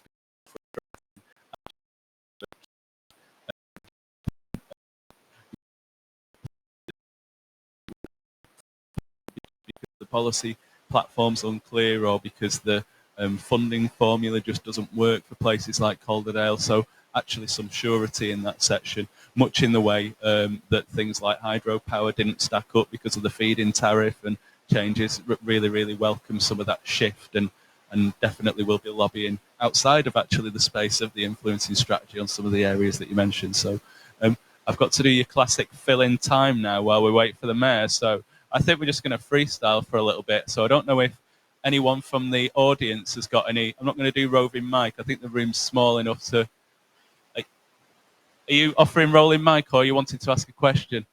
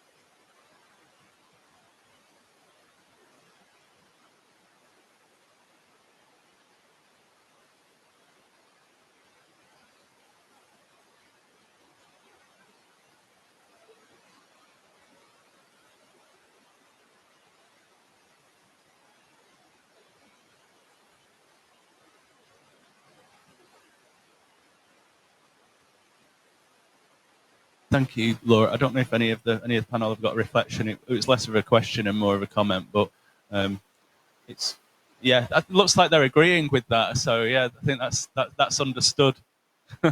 And anybody else? Yes, I'm going to pick the. Sorry, I'm sorry, Kate. Off you go.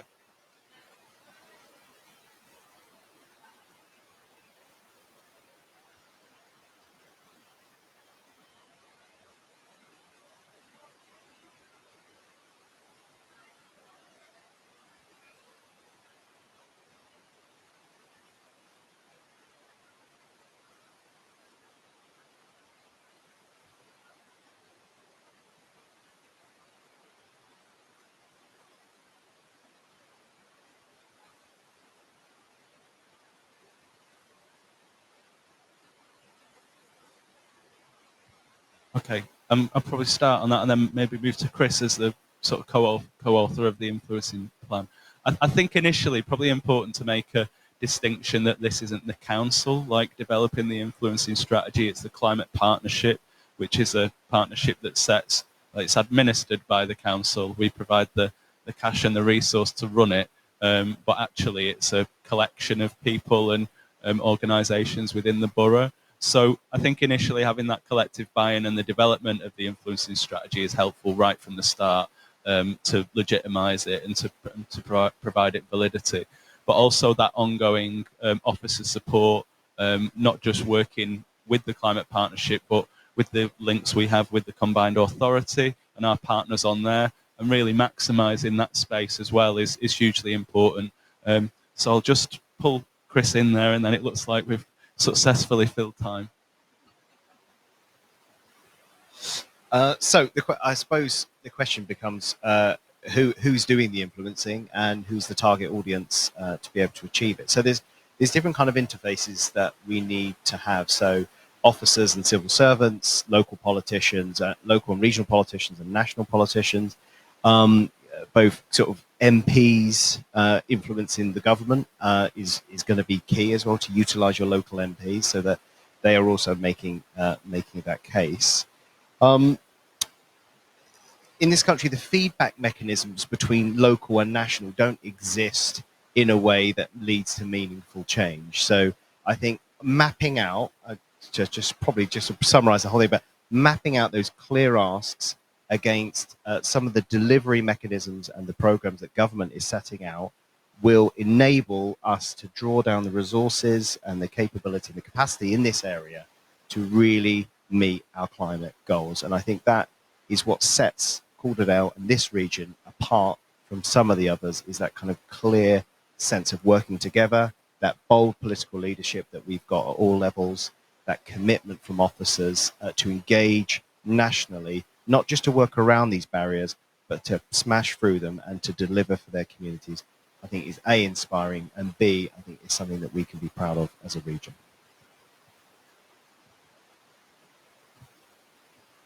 Okay, thank you. Well, can we offer a big round of applause to Liz, Melanie, and Chris? Thank you so much. Thank you very much.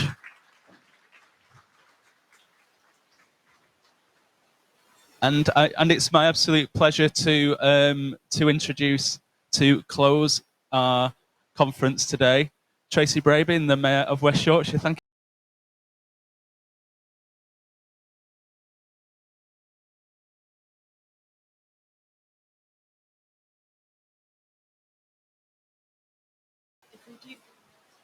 Oh, we do for the live stream. Okay. Woo. Okay.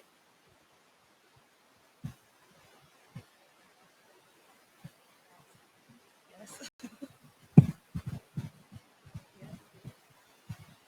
feel like I'm about to be at a gig or something. I'll give you my favorite song. Oh, folks, so good to see you. And I'm at the end of the day, so I'm sure you're all absolutely shattered. Your brains must be overheating from what you've all gone through today. And it sounds like it was really exciting. It's a great venue, this, isn't it? We love Dean Clough. What an amazing bit of generation. And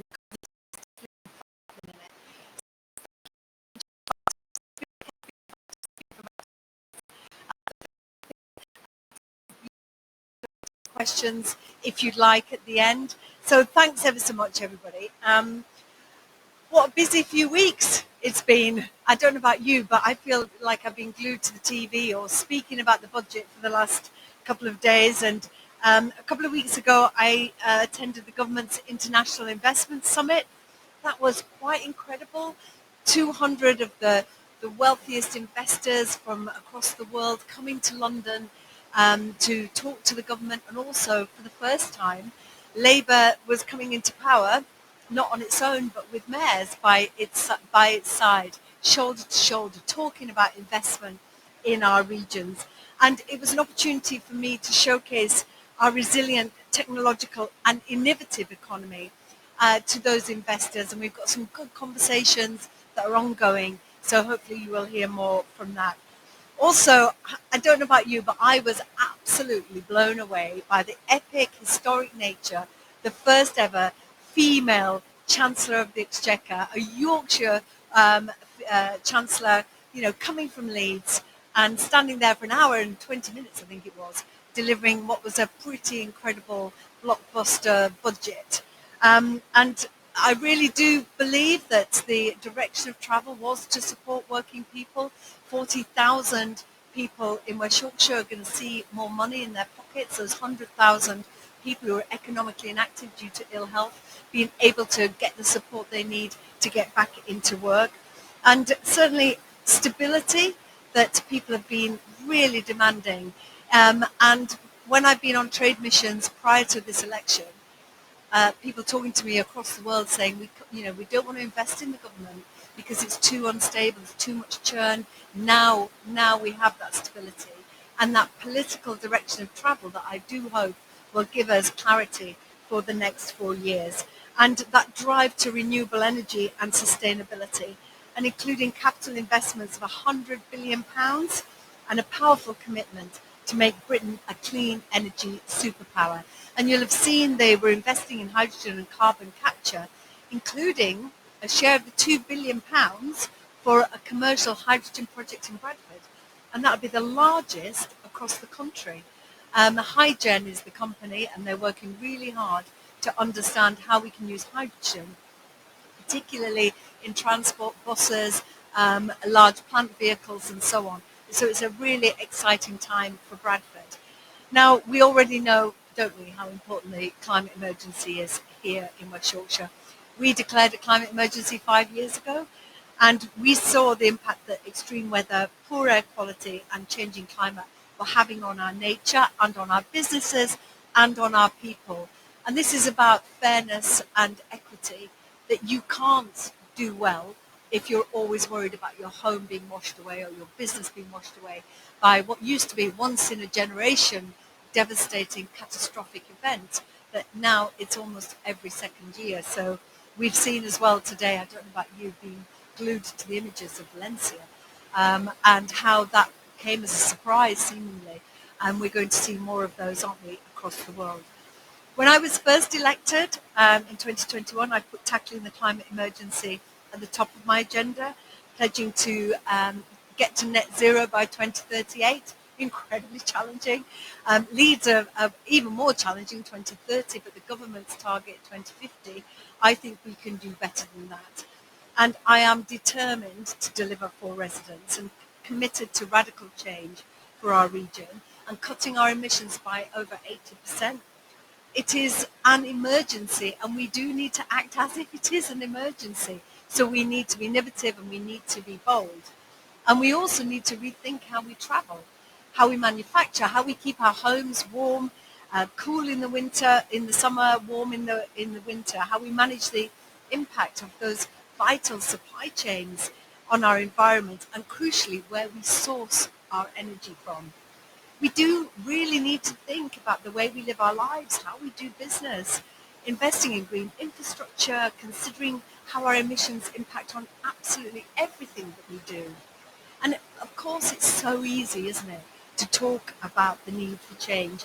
But as a society, we've frankly done far too much time, spent far too much time talking and not enough time acting. And that's why you're here. And that's why I wanted to come today.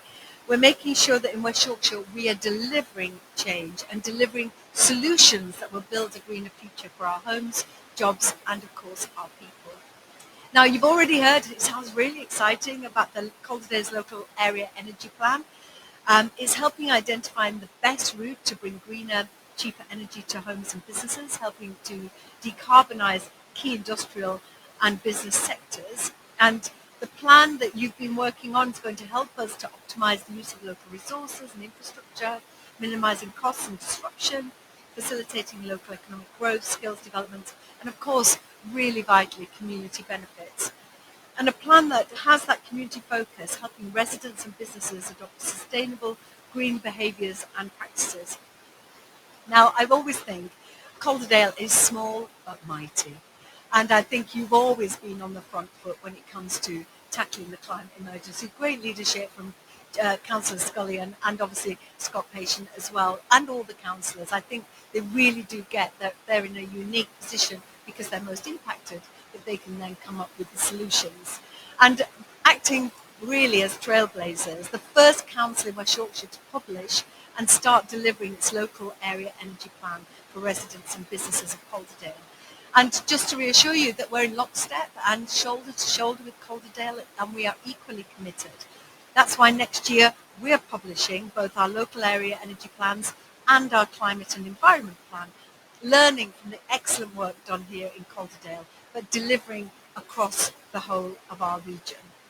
Creating that tailored approach to energy management, meeting the specific challenges and opportunities, and addressing each unique energy requirement, making sure they suit not only our urban areas, but also our rural areas as well. Our carbon emissions reduction pathway has been a critical piece of work. Published next year, the pathway will provide an evidence base outlining the scale of change required. This is going to be a critical step to decarbonising West Yorkshire's energy sources, moving us closer to achieving that net zero target. But the question is, what else are we doing? What else are we delivering? Well, this year saw us take that significant step in beginning the journey to deliver a mass transit system. The first line connecting the vital growth corridor between Leeds and Bradford, and taken together, Leeds and Bradford are the size of Estonia. And the fact that they are not connected by an efficient transport network makes no sense, not just for growth, but for the people of our region. And those future lines are going to connect communities, people, to jobs and opportunities, education and culture. And of course, you'll know that in May we took the decision to bring buses back into public control. We'll be working to ensure everyone in West Yorkshire has access to a more reliable, affordable, sustainable bus network that serves the needs of our communities and, more importantly, doesn't harm our environment. Because there is no point saying to people, right, you've got to get out of your cars for the climate emergency, but there is no alternative offer and there's no cheap buses that go where people want to go. So bringing buses back into public control, we are on that journey. By 27, 3 areas of West Yorkshire will have fully franchised buses. By 28, the whole of West Yorkshire.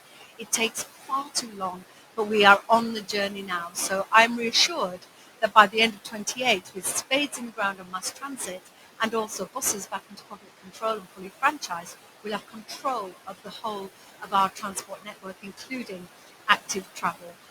I've also set a second target for my officers, zero emission bus fleet by 2036. It feels like miles away, but it's quite a slow process. And it's a truly exciting prospect when you consider the impact vehicle emissions have on our environment. And our buses are going to be greener, no harmful fumes, giving us cleaner air, and a vital step in decarbonising transport. And if we can move faster with a new Labour government, let me tell you, we will. We have the rocket fuel to deliver on those EV buses, and that's why the work in Bradford on hydrogen is also very important. Because we can't grow our local economy without a transport system that is fit for the future. And to take those thousands of trips off the roads in cars and put them onto public transport, making it everybody's first choice. We want that London-style system where you don't look at the app to see when the bus is coming, because it just comes, and if you stand at the bus stop for 10 minutes, a bus comes along. We want people to leave their cars in the drive and make buses their first choice. But of course, this isn't just about transport. We've got to lower carbon emissions from our homes. Now, you'll know better than me that homes in West Yorkshire are older, they're colder, less insulated than anywhere else in the United Kingdom. We need a retrofit revolution that supports residents with better insulation, better heating systems, because by making these investments, people will see cheaper energy bills through lower energy consumption. Solar Together, our new group,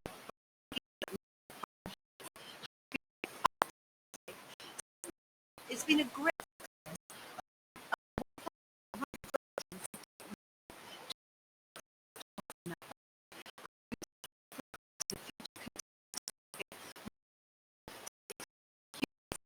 or you would like solar panels, it's like a reverse auction that groups of people in a community get together, and because of the numbers, it lowers the cost of the unit, and you get somebody that is regulated and reassured that the person who's installing them is really good, and you will have a really decent result. So please, if you've ever thought about solar panels, do look at Solar Together. And we're going to be promoting renewable energy to become more affordable. So I've also empowered my staff to set up Home Energy West Yorkshire, a programme that's already started to bring together signposting and support to help people insulate their homes. As part of that work, and in the spring, we're launching our one-stop shop, a tens of millions pound project where residents can get simple advice and support on how to make changes to their home. We've already started upgrading our social housing, making sure that the people who need it the most get warmer homes, lower heating bills and more money in their pocket. Here in Calderdale, by 2025, over 770 social homes will have received energy efficient improvements, and a brilliant partnership with housing providers with a joint investment of over 4.5 million. And we're committed that by 2030, we'll have upgraded every social housing home in West Yorkshire to make it more energy efficient. So while the journey to become a net zero region is admittedly a challenge, we also know this is a massive economic and employment opportunity. We need those technical skills. We need those tradespeople to achieve net zero. Without them, we'll fail. We need the commitment and investment from businesses. And here in West Yorkshire, we've always been open to innovation and change. So let's continue to work together, investing in our communities, in our people, in our businesses, sharing knowledge, skills, and expertise. During the Industrial Revolution, our region was the heart and home of manufacturing. We have more manufacturing jobs here in West Yorkshire than anywhere else in the north. So we're better to talk about our incredible region's approach to change than here in Dean Clough, a building that housed one of the largest carpet manufacturers in the world, pivoting to become an incredible space housing creatives and businesses. A symbol, if we needed it, of how we embrace new horizons, how we pivot to be innovators and pioneers. So I hope that you will come with me on this journey, this pioneering journey, to make West Yorkshire the best place in the whole of the country when it comes to tackling the climate emergency, whether there are the innovations and whether there is political will supported by businesses and empowered by my role as the Mayor with responsibilities for adult education, the devolved responsibilities where we can also have the supply chains and that talent pipeline to deliver on our ambitions. So thank you for listening, and I'm so delighted to be here. And honestly, I'm so proud of everything that you've delivered here in Calderdale. You genuinely are the pioneers. Thank you.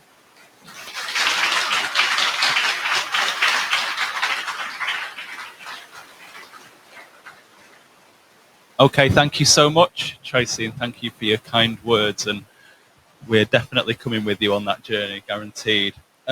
Thank you, everyone, for coming today, and thank you. I know it's been a long but hopefully fruitful day, and thank you so much for all our panelists and everyone that's been involved. Just a few thank yous and bits and bobs before you go, though. Thank you first to our main sponsor, Northern Power Grid, especially for all your help and the beautiful catering as well. But not only to the Combined Authority and to UK 100 as well for feeding in and helping us run this event. Hope you all agree it's ran really well and felt good and inclusive. As I said, thank you to all the speakers for coming. I know some of you have travelled a fair distance, so hopefully you got a slice of that Calderdale hospitality, and please do come back again and maybe spend a bit of time here. I think there's probably a few key bits to summarise. Probably learned a lot today, and probably around a lot of the opportunity that exists with the local area energy plan, with the retrofit work, and how you might best work with us and across West Yorkshire to really maximise the work that needs to be done here and across the sector, and also thinking around influencing as well, and maybe looking at our influencing asks and seeing how they work within your organisation or sector. Please do leave your email on the table forms if you want to keep in touch. That's more of an order rather than a suggestion. And please do fill out the feedback on the delegate pack that you've got. So yeah, it's definitely time to ask. But before you all leave and filter your way out, could I ask a few people to come forward, please? Sam, could you come forward along with Callum and Sian, please?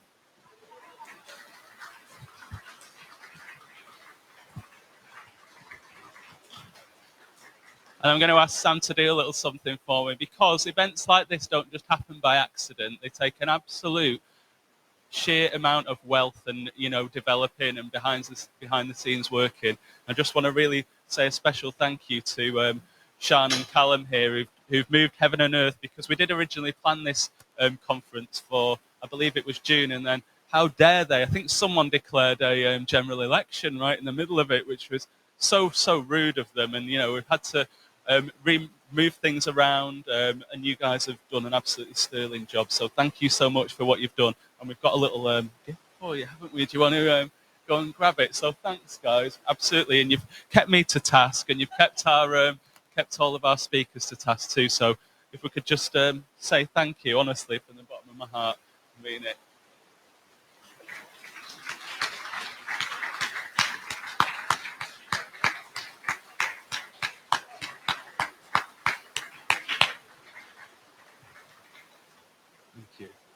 And on that note, thank you so much for coming. Don't let this conference be a waste. Go forward and do things with it. It's time to take action. So thank you so much.